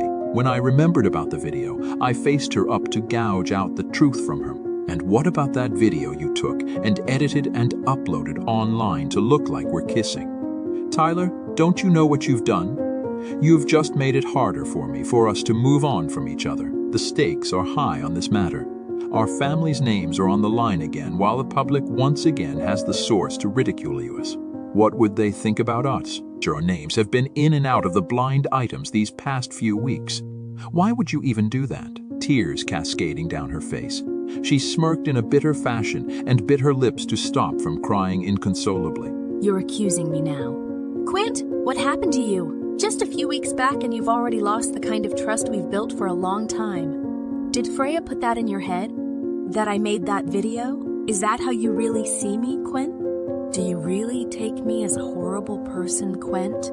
She sobbed and in a low voice said, "You've changed. You're not the same Quentin I know and love anymore. You've sided with them readily without knowing the truth." With one last painful look, she walked out and ran outside the hall. "Tyler," I called for her, realizing my mistakes. I've been too harsh with her. She's right. I lashed at her without knowing the whole truth. I let my anger dictated me and I hurt her in the process. Palming my face, I decided to chase for her, but Lyla stopped me. Quint, they're looking for you. Dad wants you to meet some guests. What happened? She paused when she noticed my face. I told her everything. Did you believe her? Freya would never do that to her. She's the sweetest girl I've ever known. You wanted Freya to believe you, she did. And now you're doubting her? What kind of man are you? What a great job indeed, Quint. I could vouch for Freya. As for your ex-girlfriend, nah, I'm not being biased or what. You never even heard me say one bad thing to Tyler throughout the duration of your relationship with her, because I respect you and our brothers. But this time, it's different. I have to defend Freya. No, I believe her. It's just that. I took a deep breath. The better thing to do now is to keep a distance from Freya until the day of our wedding, or else I could only be triggering them to fight again. Freya's Pavi. Since the end of our engagement party until the day of their wedding day, I haven't heard or seen anything from Quentin. I tried to call him, but his phone is always turned off. I know he's avoiding me for reasons that I have no idea of. I thought we're okay that night, but after he talked with Tyler, he changed again. He must have believed whatever lies she told him. The wedding day has come. Quentin is just a few rooms away from me in their villa on a private island owned by his family. This time, they decided to hold it away from the public to make the ceremony more solemn and intimate. We're practically living inside the same house, but never once did he come knocking on my door.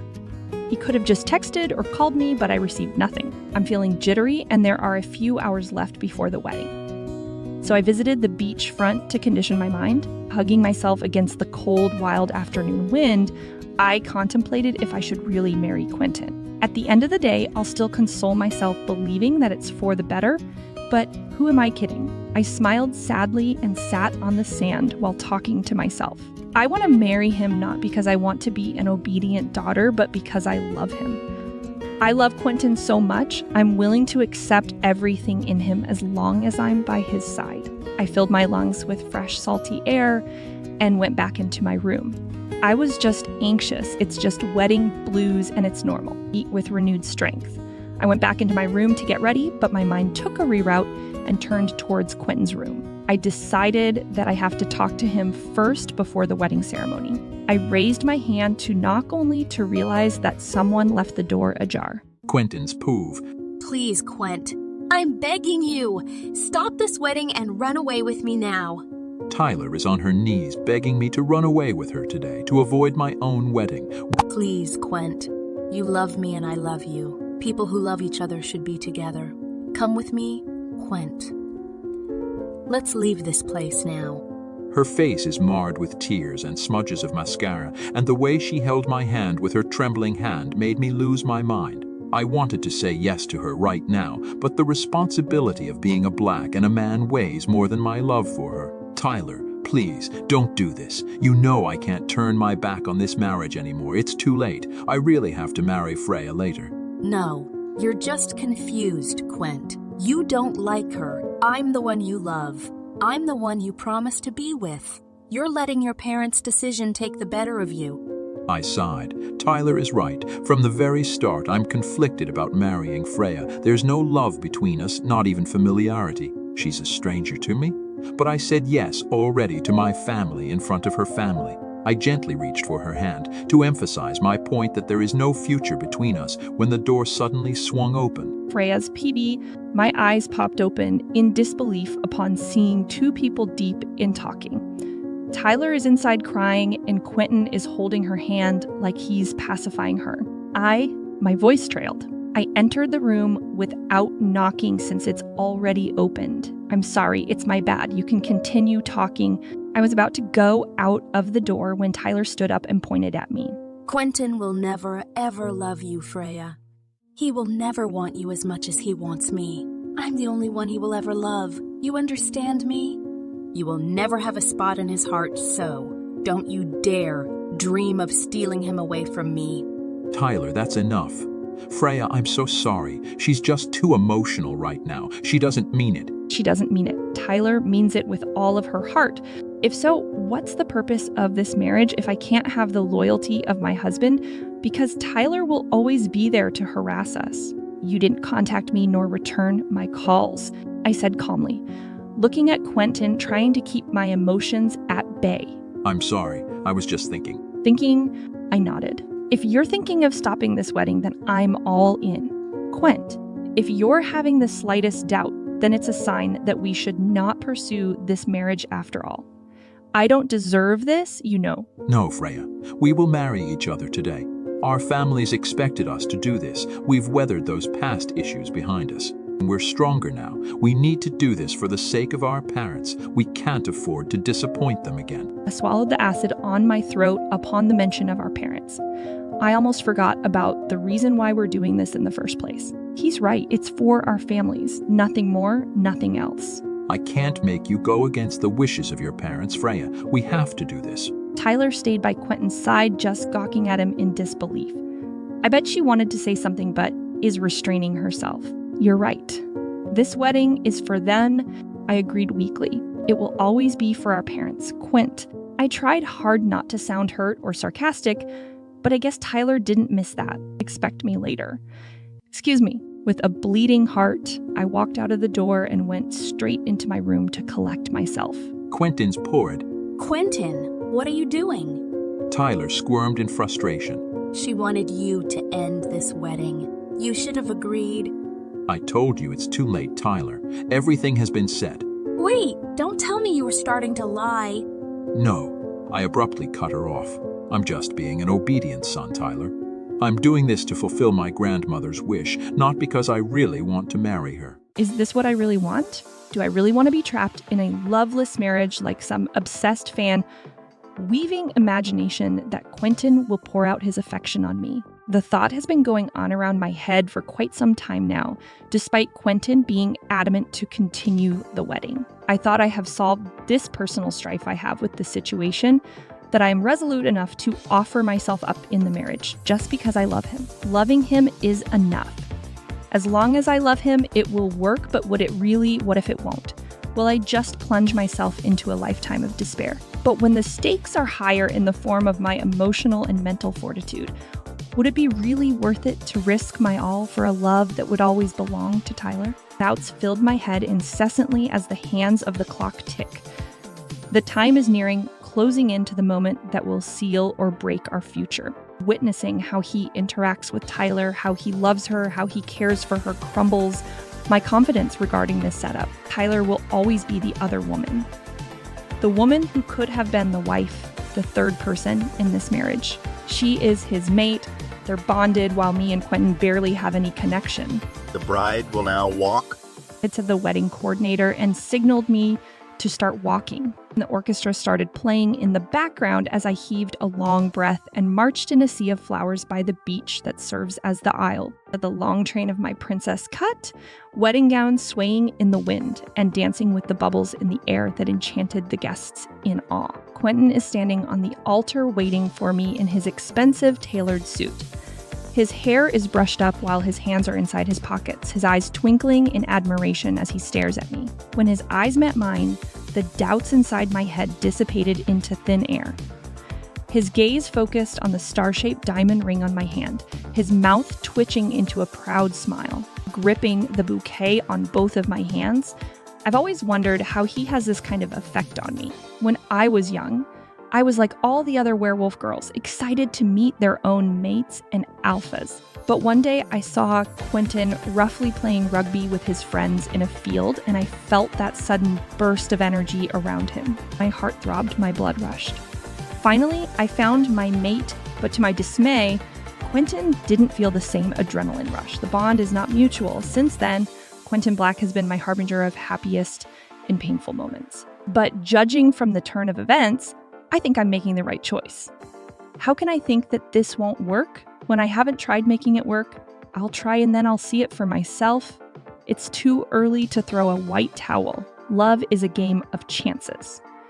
If I don't take a risk, nothing will happen. You're beautiful. Quentin whispered in my ear when he held my hand after my parents entrusted me to him. Thank you, I shyly said, my cheeks flaming. Hand in hand, we faced the elder priest of the clan and the official ceremony of the wedding began. Beloved, we are gathered here today in the spirit of the moon goddess to witness the union of Quentin from the house of Blacks and Frey from house of McKenna's. I, Quentin Black, from the House of Black, take Freya McKenna of the House of McKenna's as my wife and official mate to cherish and bond. I will never reject nor forsake you. I will protect and love you till eternity. If I fail to do my duty and responsibility, I shall receive the punishment befitting that of a traitor to the moon and to the clan. With so much tenderness, Quentin slipped the ring into my finger next to my white diamond engagement ring while we were locked in a gaze. Overjoyed and lost by the energy that suddenly enveloped us, I, Freya McKenna, from the House of McKenna's, take Quentin Black of the House of Black as my husband and official mate to cherish and bond. I will never reject nor forsake you. I will protect and love you till eternity. If I fail to do my duty and responsibility, I shall receive the punishment befitting that of a traitor to the moon and to the clan. I recited the vow and took his finger to slide the ring beside the blue diamond engagement ring that I got for him. The rings now adorned our fingers, a sign of the completion of the ceremony, a promise that we will stand by each other no matter what happens. We are now wife and husband, blessed by the ancestors to continue our lineage of power and business. By the powers of the moon goddess vested on me, I now pronounce you husband and wife. Husband, you may now kiss your wife. We exchanged smiles. Mine was nervous. I thought I heard him chuckle before he swooped in for a gentle kiss, closing my eyes and putting my hands on his shoulders. I responded intensely. It's my choice to be Mrs. Black, and I will stand by this choice no matter what. The applause and celebration by our loved ones by the union erupted, but was drowned out by someone's shriek at the top of lungs. Tyler. Lucian's loud voice echoed against the waves. Quentin abruptly halted the kiss. Tyler, he murmured. In a great hurry, he left me alone in the altar and ran towards Tyler, who laid there on the sand unconscious. The guests scrambled toward them, curious and worried of what happened while I was pushed back in the corner alone and feeling left out on the day of my own wedding. Watching how Quentin forgot my presence in the middle of it all is horribly painful. I've never felt this pain in my lifetime. It's like someone stabbed me in my chest and ripped open my heart. The feeling is heart-wrenching, and I couldn't even do something to alleviate the ache. Freya's Palad, while they're busy attending to Tyler. I slowly retreated in the back of the scuffle to collect myself. I smiled and nodded to guests who came my way to ask if I'm doing okay despite the sudden unexpected disturbance. For every concerned question, I managed to assure them that the overall well-being of Tyler is more important than the event. While Scott, Lucian, and Quinn scrambled to Tyler's aid, I stood there beside our parents just watching how my now husband looked so worried with his ex-girlfriend. My doubts returned, which I tried to shake off by thinking that this is out of our hands.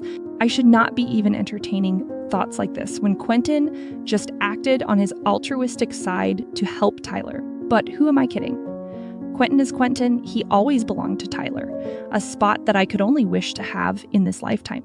I bet she's purposely done it to get attention. What a bitch.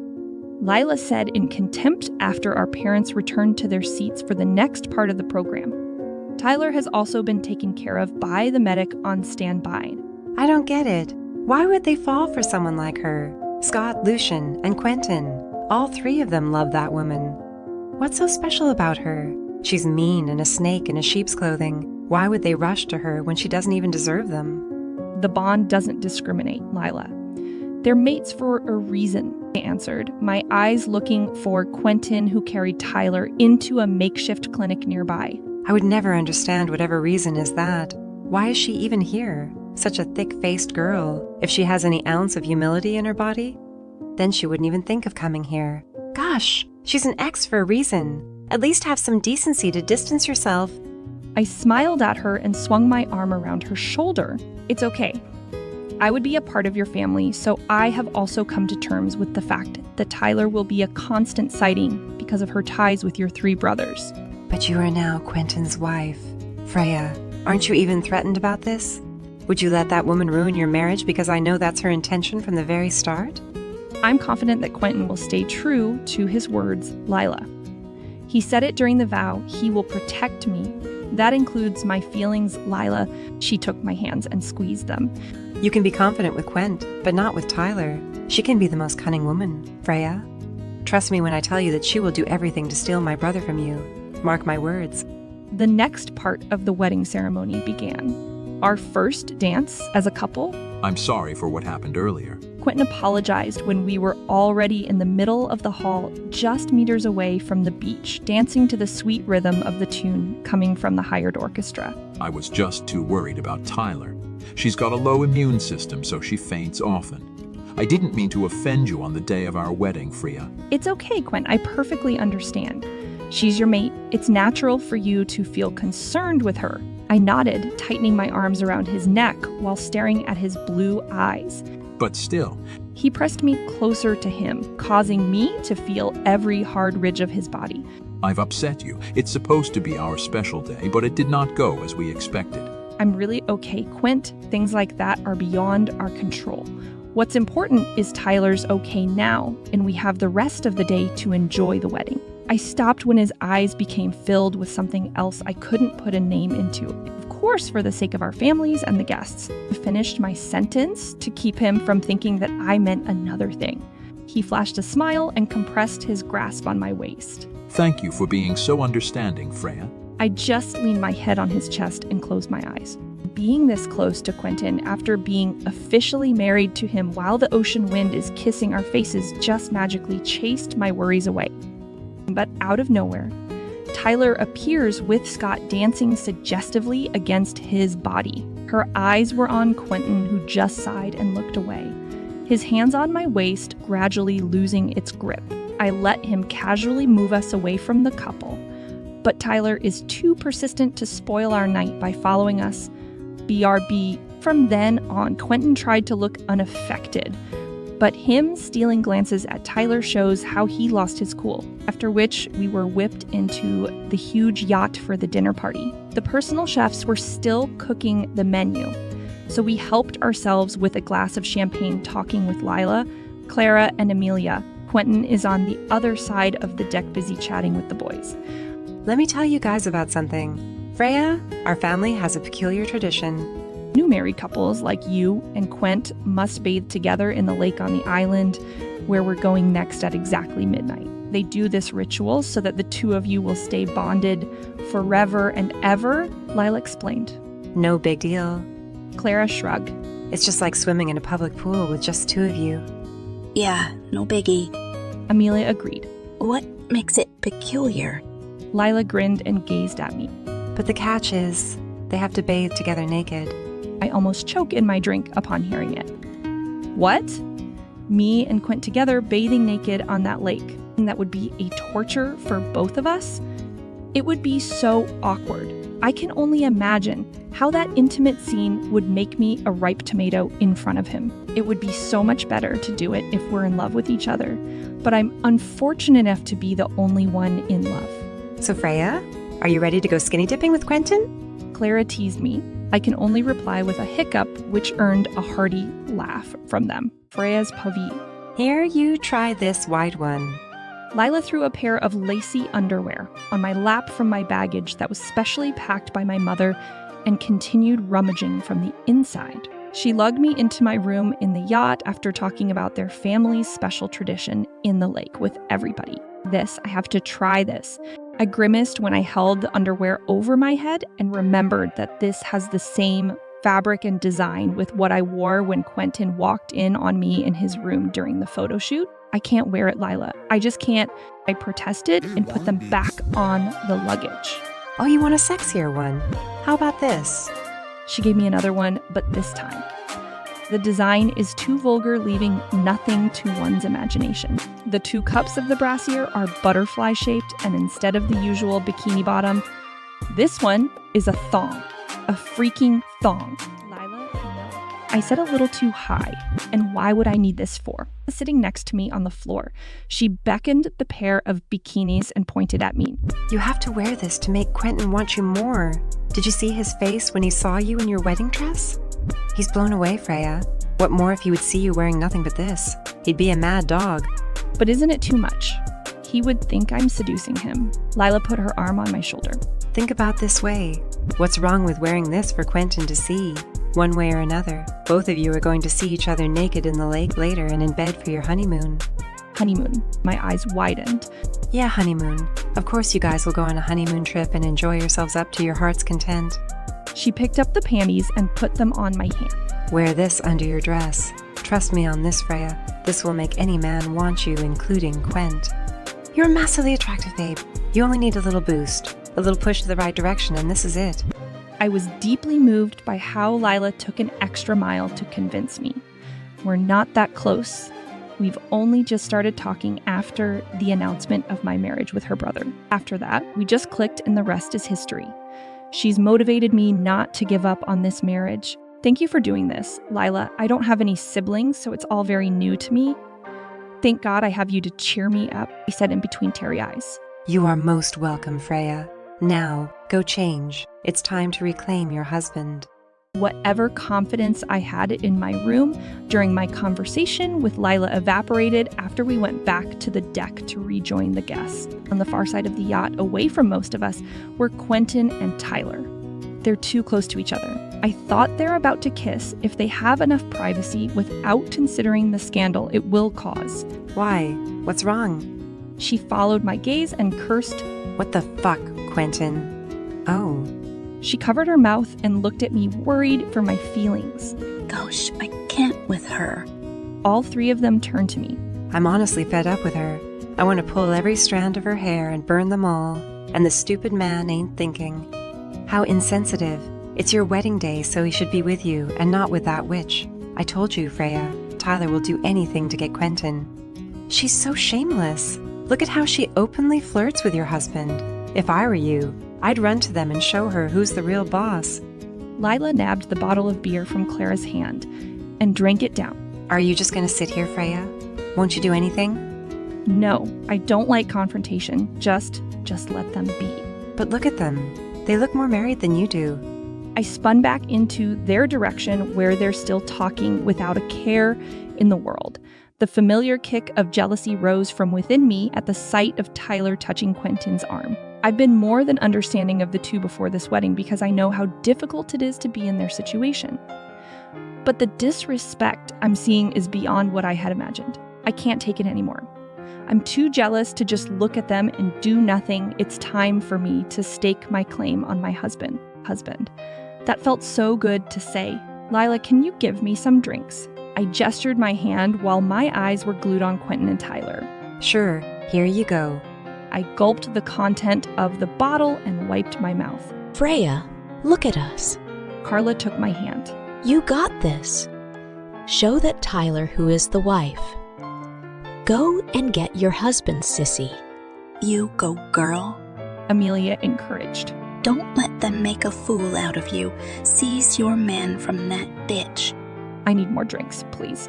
1 bottle became 2, that turned to 6, until I felt light again, like what I had experienced during Clara's party. Now go, Freya. We'll be here as you're back. Thank you, guys. With a newfound courage, I stood up and approached the 2. Hey, Quent. I wrapped my arms around his neck in front of a shocked Tyler and smiled seductively at my husband. Hey, Freya. He supported my back and smelled my neck. You're drinking. A bit. Quent, I think I forgot to tell you something. Really? What is it? He leaned closer to me.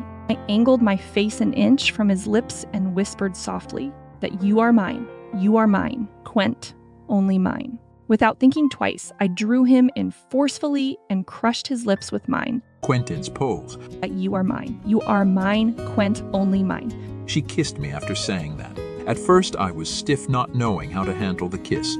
If I respond, would it be considered as taking advantage because I can taste the bitter taste of alcohol in her mouth? My first reaction is to make sure she won't fall, so I secured her body by encircling my arms around her waist. I was about to pull up away from her, but her innocent moans, coupled with her inexpert ways of kissing me, pushed that button and turned me on so that I found myself taking over the kiss and leading her the proper way. I gently brushed aside her hair away from her face so I could hold her in place to nip her sweet lips, play with her soft tongue, and feel her warm body against the growing hard-on down below. Quentin, stop. Stop it. The 2 of you. Tyler screamed, struck by the fact that I got carried away and kissed Freya without thinking that we're in front of Tyler. I stopped the kiss and cautiously put Freya behind me to protect her in case Tyler does something. What is this, Quent? You're kissing her in front of me. Are you serious? Is this fucking serious? Tyler started tearing up, her hands trembling in fury. How could you do this to me? She's just your wife on paper while I'm the one who you really love. Why did you have to do it on my face? What's your point? I looked around to see if anybody saw us. Luckily, no one's on the deck at all. Lyra and her friends were on the other end, completely oblivious of what's going on here. I don't want to see our names blowing up again online for bad reasons. Relieved, I checked up on Freya on my back, who has already buried her face on my shirt. Look, Tyler, I'm sorry, but I think you need to get inside. The food's ready. Scott and Lucian might look for you too. I don't care, Quent. I don't care about food or Scott and Lucian. All I care about is you. Leave Freya now and come to me. Quent. She expected me to do what she said, but I remained rooted in my feet, lending a hand to the woman beside me. I can't leave my wife alone. She's drunk and I've witnessed how she can be so reckless with her actions. I can't. I have to take care of Freya. But Tyler was stubborn. She remained in her spot, still livid about witnessing me kiss my wife. Why did you do it, Quent? Do you like her now? Tell me? I sighed. Sometimes it's really hard to talk with her, or maybe I just don't want to answer her question because I don't even know the right answer. If you don't want to go inside, then you stay here. I have to get Freya into her room. She's drunk already. I braced my arm around Freya's back while the other one went about under her butt and carried her on my shoulder. No, Quentin. You just can't leave me like this. We're still talking. I didn't answer her at all and proceeded to our room in the yacht. My mother gave us the biggest one in preparation for the ritual at the lake at midnight we're going to partake.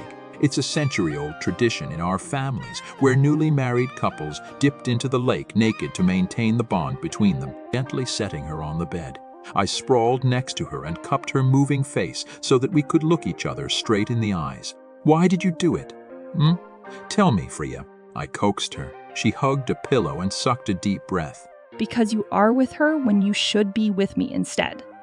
I'm your wife, Quent. It's our wedding and you're busy with her. I kissed you because you're spending time with her.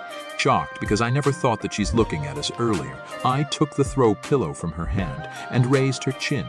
I thought she's busy talking with her friends. And what does she mean with her last words? She kissed me because she's upset that I'm with Tyler. We were just talking. I've never done anything that could upset you. There are eyes around, Freya. I can't make a scene again or else we will both be in trouble. Freya narrowed her eyes at me and pouted her lips, pissed by what I said. Why are you even asking about me kissing you? What's wrong with kissing my husband, Quent? Is it a capital sin? We're married, it's supposed to be natural. You can kiss me too. Come on, wait, don't tell me you don't like kissing me. I didn't say that. I said a little too quickly. Palming my face, I patted her head and sighed. Talking with a drunk person isn't the best way to clear out a misunderstanding. I'll wait later when she's sobered up. You rest here for a while. We're almost on the island. You can't possibly swim in this condition. It's okay, she softly murmured, closing her eyes.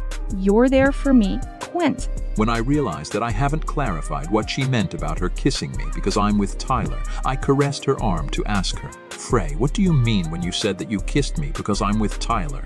Are you uncomfortable with it? Did you have another fight? What did she do to you? Come on, tell me. She opened her eyes and stared down at my lips.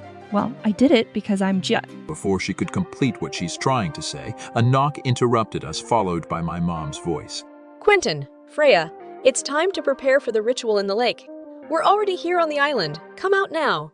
Quentin's povey, since Freya is still intoxicated and it would be too dangerous for her to walk on a slippery trail towards the lake, I decided to carry her again. The yacht is parked on the shore while the lake is in the center of the island, so we have to travel by jeep to get here. We're both wearing a robe without any clothing inside. That should be the rule, but I was too embarrassed to take off her underwear, so I just banded her with a robe and shipped her to the jeep. You can put me down. I can walk. I'm too heavy. She fussed over me, swinging her like a sack of rice while we traversed the night, guided only by the light of the moon up above. I'm not even complaining. And who said you're heavy? You're too slim. I jokingly spanked her legs, but it's too late for me to realize that it's her ass I just touched. I'm sorry, I said, clearing my throat. That was uncalled for. It's okay, she replied in a small, hoarse voice. You can do it again. What? I stopped walking to look at her. Did I hear her right? What did you say? I said you can put me down. We're already in the lake. Bewildered, because I'm sure that's not what she said. I slowly put her down and walked with her close to me because she's still lightheaded. When we reached the lake, I turned my back so that she could take off her robe. You can undress now. Use my shoulder as support. I promise I won't look. Frey, did you H? I wasn't able to finish my sentence because she already removed her robe and was untying her bikini. I turned my back instantly, trying not to look at her body, but she's wearing something so tempting underneath that I can't help but peep over my shoulder again. Those butterfly cups barely even covered her full breasts and that triangle-shaped front of her panty. Wait, is that a thong she's wearing? I swallowed hard and closed my eyes, berating myself for even staring. I'm taking advantage of the situation by crying out loud, Hey, are you done? If so, you can take a dip first into the water. I'll follow you later. Okay, but I need you to hold me. I might fall. Without looking, I gave her my hand and started walking slowly towards the water. When I heard the splash of water, I immediately got rid of my robe and joined her in the lake. But I'm keeping a safe distance to save her from harm that I could afflict her for being too sinfully gorgeous in my eyes. Forcing myself to admire the moon in the sky, I swam to the opposite side to let off some steam. The cold temperature of water somehow calms down the raging flame inside me. What's so special about this lake, Quent? There's also a lake in your village. We could have taken a bath there. I rested my head on a stone and glanced at Freya, whose blushed face looked more enticing under the glow of the moonlight. This island is very important to the history of my clan, Freya. This is where generations of blacks swam to keep the bond growing with their mates. But we're not really mates, are we? We're just arranged to be married. Our marriage is like a binding ceremony, and bathing here will develop a bond between us like true mates, I explained. True mates, she repeated, hinting a tinge of sadness in her voice. You say that this ritual could make our bond like we're true mates, but why aren't you even looking at me, Quentin? Am I not beautiful in your eyes? My jaw clenched. Free, stop it while I can still hold back myself. You're playing a dangerous game that you might regret later. But to my immense shock, she took my hand and put it on her one taut breast. Who says you should hold back? Come on, Quint. Anything I do with you will never be a regrettable thing to do. I gazed at Freya's face. She looked so bold saying that as if she really means it. Come on, Quint. she said in the most alluring way that I felt like being enchanted. I have no reason to refuse when this goddess wants me to touch her. I looked down at her 2 proud breasts perched out fully and jiggling a bit under my hands. My manhood's reaction is instant. It squirmed against the cold as I began cupping her bosom and rolling my fingers over her pink nipples, but I stopped afterwards. Oh please, Quent, touch me more, she begged, her mouth parted asking for more. Freya, you're drunk. It's not right if we do this. You're not in your proper mind. I am in my proper mind and I want you to kiss me now. That's it. I would never want to beg her for me to do something that I want to do with her anyway. With a growl, I hauled into her and kissed her as hard as I could to show her that I wasn't satisfied with our kiss in the wedding and the kiss she initiated earlier. My hands fisted on her hair, holding her in place, while my mouth now tenderly brushed her lips back and forth, running my hands down her chest. I played with her breasts again, squeezing them in my palms, touching them restlessly. As if that wasn't enough, I slid them down over her butt cheeks to her thighs, then up again. Quentin. I moved hastily to hide Freya's nakedness behind my body upon hearing Scott's voice. What? We have to go back. Ethan and guest girl are missing. We have to join the rescue operation now. Quentin's paw. Wait, we're coming. I wrapped a robe over Freya's body and told her I need to talk to Scott first. After I made sure she's okay, I came out of the water and made my way to Scott, who had just gotten out of the Jeep with a worried look on his face. What happened, Scott? 2 of the guests went missing from the yacht. Ethan and that mysterious girl suddenly disappeared without a trace. Mom and Dad told them not to explore the island before the ritual ends, but just this hour. We noticed they're gone from their room. Maybe they're lost or whatever. I think you both need to go back for safety purposes. We're also going for a search and rescue operation. The guys have signed up. Are you in? Mystery girl. I thought we knew every one of the guests who attended our wedding. Of course I am. I just need to ensure Freya is safe in the house. She's drunk. I'll take her home first. 8. I'd go back now. We need to search the area as soon as possible. This is our ancestors' island. For strangers, this place could be dangerous. I nodded. Scott was right. This island is quite dangerous, especially for strangers like the guests who don't know the way. There could be hidden traps somewhere, and a possibility of our enemies from other werewolves clans infiltrating this area. Take care. We'd be right behind. Scott got back up behind the wheels and sped away. I went back to Freya, her lower body still submerged in the water. Her eyes were closed, and she had no idea that I'm staring at her, admiring her raw beauty under the majestic light of the moon. If Scott hadn't come, we could have taken our relationship to another level. The thought didn't create any negative feelings in me.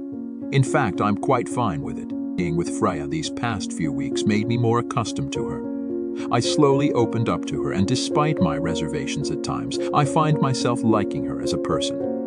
Her past actions puzzled me.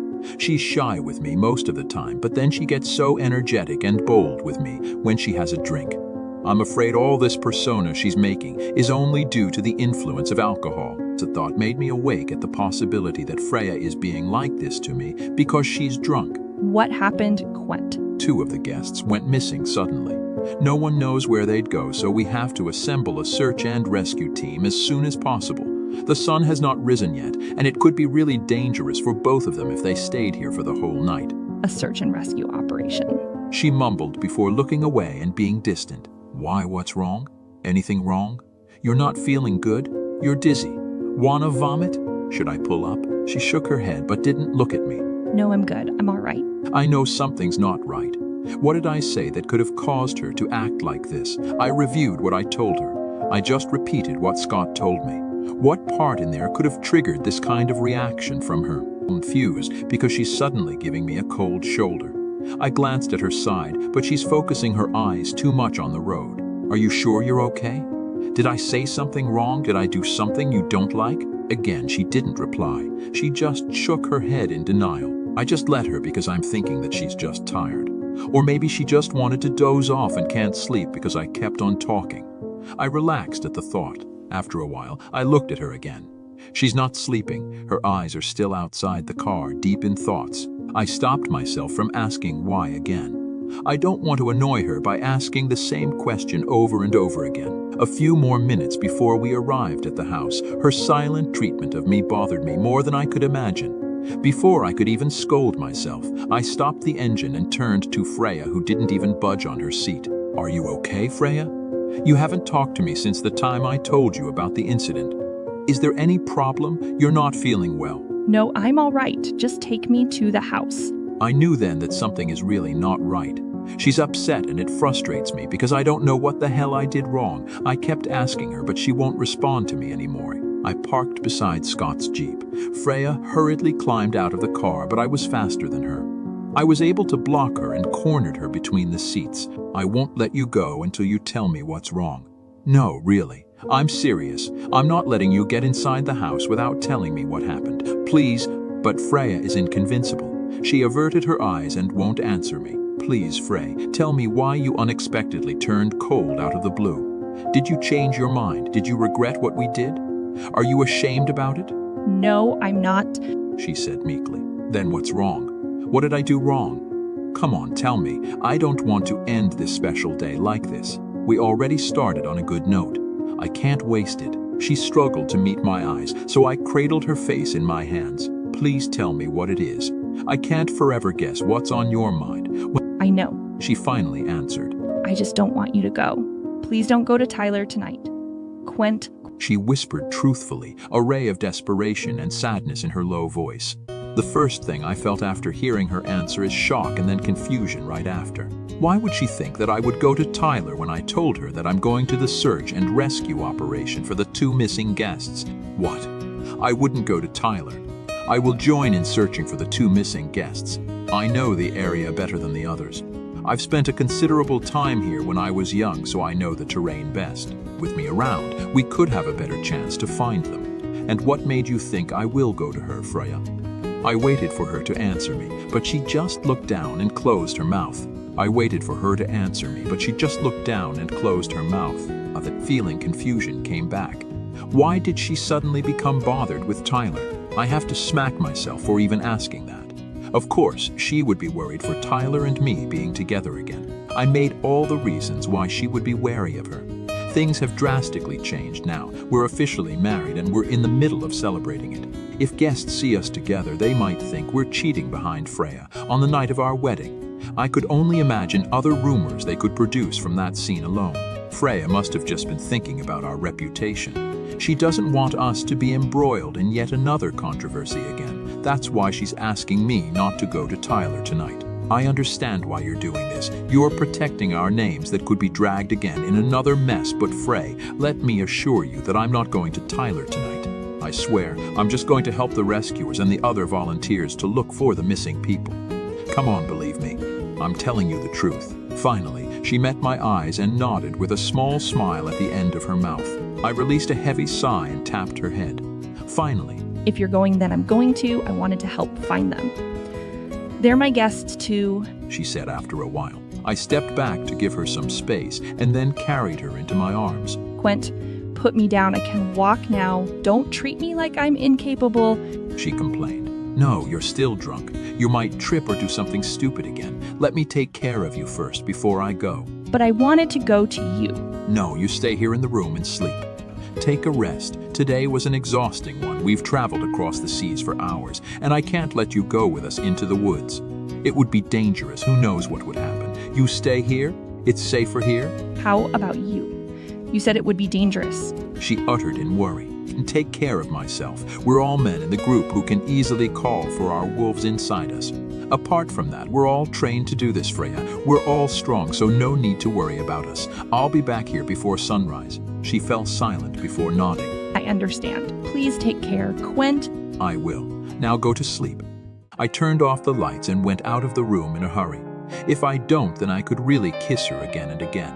Her lips looked so inviting talking back in the room. Turning up into the hallway, I bumped into Tyler, who pulled me into the door of her room, but she wasn't successful when I told her that I cannot talk to her today. How could you kiss her in front of me? She started right away. Don't you dare deny it. You responded to her. I saw it with my own eyes. I'm not denying it, I replied coldly. Freya's drunk. She's just actually thinking about us, how we could be entangled in a rumor again, so she did that to save us. I still love you, Quint. My feelings are clearer this time. I know you still love me too. I can feel it. I love you, Quentin Black. I love you so much, my mate. That's the scene that Freya walked us into. With a betrayed expression on her face, she turned her back to us to return to our room. Freya, Frey, it's not what you think. I ran towards her and were able to obstruct the door with my hand before she could close it. Frey, I'm telling you the truth. It's not what you think. She just wants to talk with me. You're misunderstanding things. Her face says she's not convinced. Worse is, I can read in her eyes that she believes I'm lying. I saw what I saw, Quint. In the end, it'll always be Tyler. You lied to me. You know what? You don't really have to explain to me. Get back to Tyler. Don't worry about me. She shut off the door right in my face.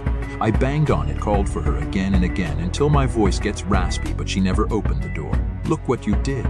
Now what would I tell her this time to make her believe that I'm not lying to her? Frustrated and scared, I lashed at Tyler, who stood there unapologetic with what happened. She didn't even care to clear out to Freya about her misconception of seeing us both. Tyler's eyes squinted and tears making me feel guilty for raising my voice at her.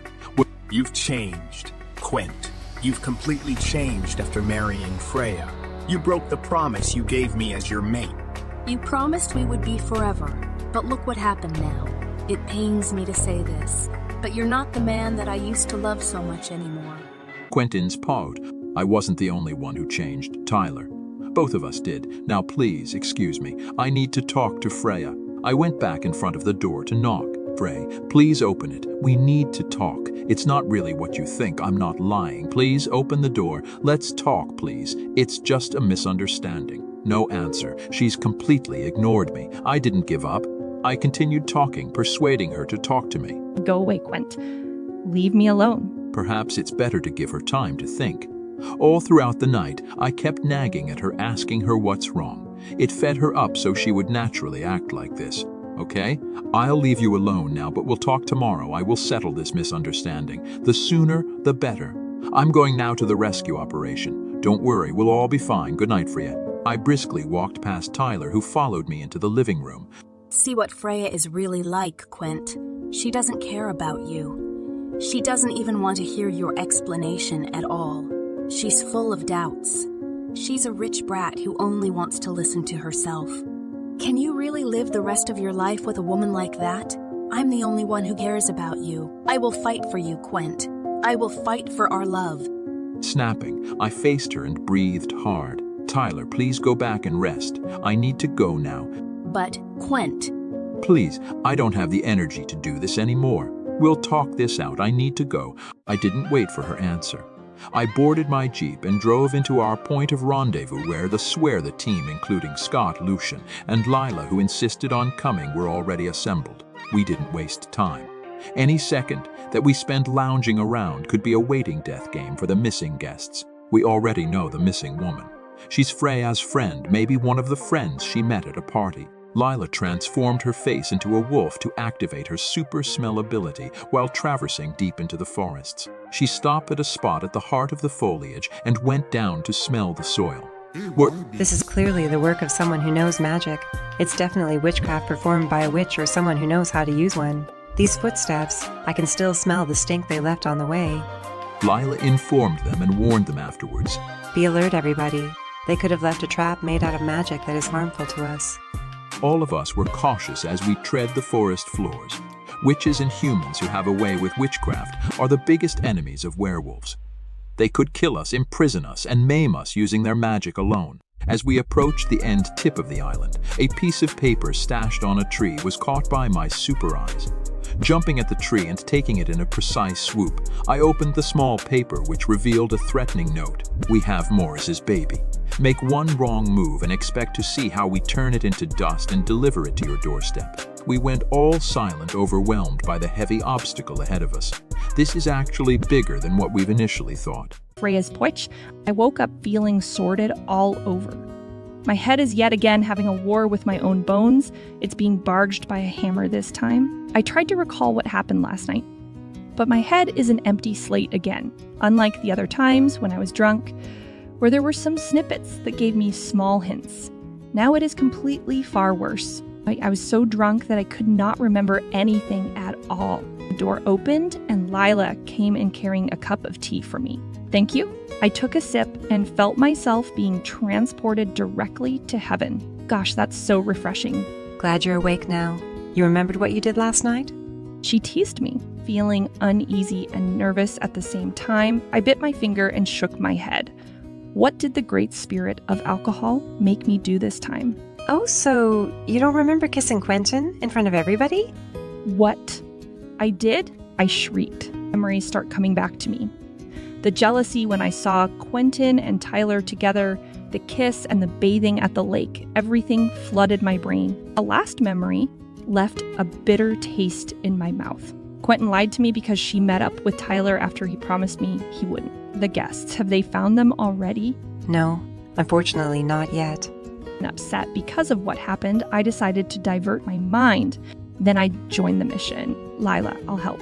No, you won't. Quentin, who just came in the door carrying a tray with food, strongly disapproved. You won't be joining us, Freya. It's too dangerous. There's magic involved in this. I can't risk your safety. With a raised head, I confidently faced him with a stubborn heart. I will. And just like you, I can also take care of myself. No need to treat me like a liability. I have my wolf in me. I can also shapeshift, and I have enough knowledge about witchcraft. There's no reason not to let me help. There is, he claimed after setting the tray down on the table.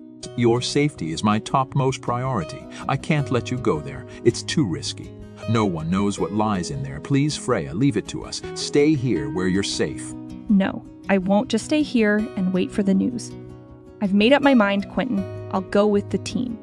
I'll help find those missing guests and rescue the kidnapped baby.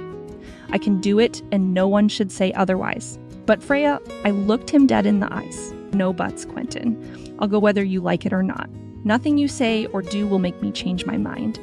I badly want to help in rescuing that baby. Sensing a different energy around me, he zipped off his mouth and stopped arguing with me. After preparing everything I'll be needing for the hike into the forest, I popped up a medicine to help with my headache. If I had a choice, I would like to drive my own Jeep or ride with Lyra, but I don't want them to be suspicious about our relationship.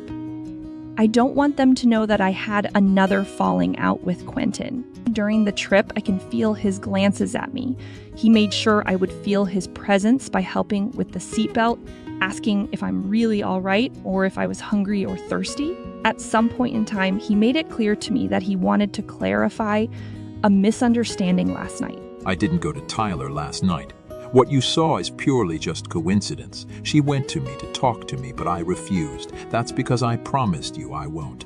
I didn't break my promise, Freya. But it's already too late. I blocked him out of my thoughts by plugging in my earphones. There are times when he had to stop to change a route because of a huge amount of debris on the way.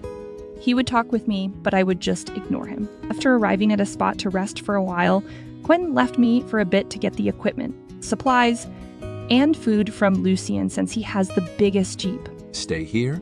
I'll be back. He brushed my hair and then ran towards his brother, who's been looking our way since the second we showed up. Leaning in the backrest, I massaged my head, which still throbbed. While picking up my bag to get some medicine, I got a message from Tyler. I'm thinking twice whether to read it or not. I don't want to further add some more negativity to my already bad day. In the end, I decided to click it out of curiosity. Listen to this clip, Freya. This will make you open your eyes about your so-called marriage with my boyfriend. I glanced at Quentin from afar, who is still busy talking with Lucien, before I put back on my earphones and clicked on the attached clip of recording. Tyler, please understand our situation. I don't have any choice but to marry Freya. My hands are tied. I stiffened when I heard Quentin's voice. How about our plans, Quent? How about the dreams that we made together? Tyler is already crying. I will still fulfill them with you. Don't worry. His voice became gentle and soothing. I never heard him use it on me or anyone in his family. Maybe it's only exclusive for Tyler. But how? You're marrying her. How about this? Let me again make you a promise, Tyler. I promise you that you'll always come first, whatever happens. I won't look at Freya as a woman. You're the only woman I love and you are my mate, so I would never fall for her. There's no chance that I would ever love her. I paused the clip when my chest started to tighten in its cage. My heart beat wildly and I felt my stomach twisting in agony. I pocketed my phone to inhale some air. We're in the middle of the forest full of fresh air, but my head is muddled by a lack of focus. When I got my courage back, I resumed listening to the clip. Is that it? Tyler barked. Nothing more? I also promised to never consummate our marriage. I will never sleep with Freya. There are a number of certain marital traditions I could invoke to avoid going into bed with her. I'm willing to do this for you, Tyler. That's how much I love you. A tear fell off my eye. You're everything to me, Tyler. I do everything for you. I ended the clip and rubbed out my eyes. My mind dove into the memories in the lake. I remembered how he responded with my kisses passionately, and with the same fervor that I initiated. He made me feel so beautiful with the way he looked at my body admiringly. And when he touched me, I finally felt that kind of connection between us. I'm not the only one who felt that spark. Mates desire each other. I'm sure he felt it too. That's why he gave in to that sexual urge. Doesn't that mean anything to him? Is he just pretending to like me because he pities me? He doesn't want to outrightly reject me because he's considering my feelings. Is that it, Quentin? He only did it out of his duty as my husband. He felt somehow responsible for my happiness. That's why he indulged me with some kisses and hugs. Is this the reason why he's always hurrying to leave me? Whenever we're being too intimate with each other, he promised Tyler that he'll never sleep with me. He needs to keep that promise no matter what. But he promised me too, right? He said the vow, he will not reject me. He also promised me that he will not go to Tyler, but he did it anyway. But why would I be surprised? His promise to me meant nothing. It was just purely words, with no intent of meaning behind it. Why didn't it occur to me yesterday that promise he made with Tyler always comes first, just like his love for her at our wedding? I promised myself that I would fight for this marriage. But how can I fight for a war that's already ended? Our relationship, this marriage, whatever it is over before it even begins. As he walked to me, smiling while carrying the food for me, his voice recording kept ringing on my head. This just killed all of my hope for a relationship to blossom between us.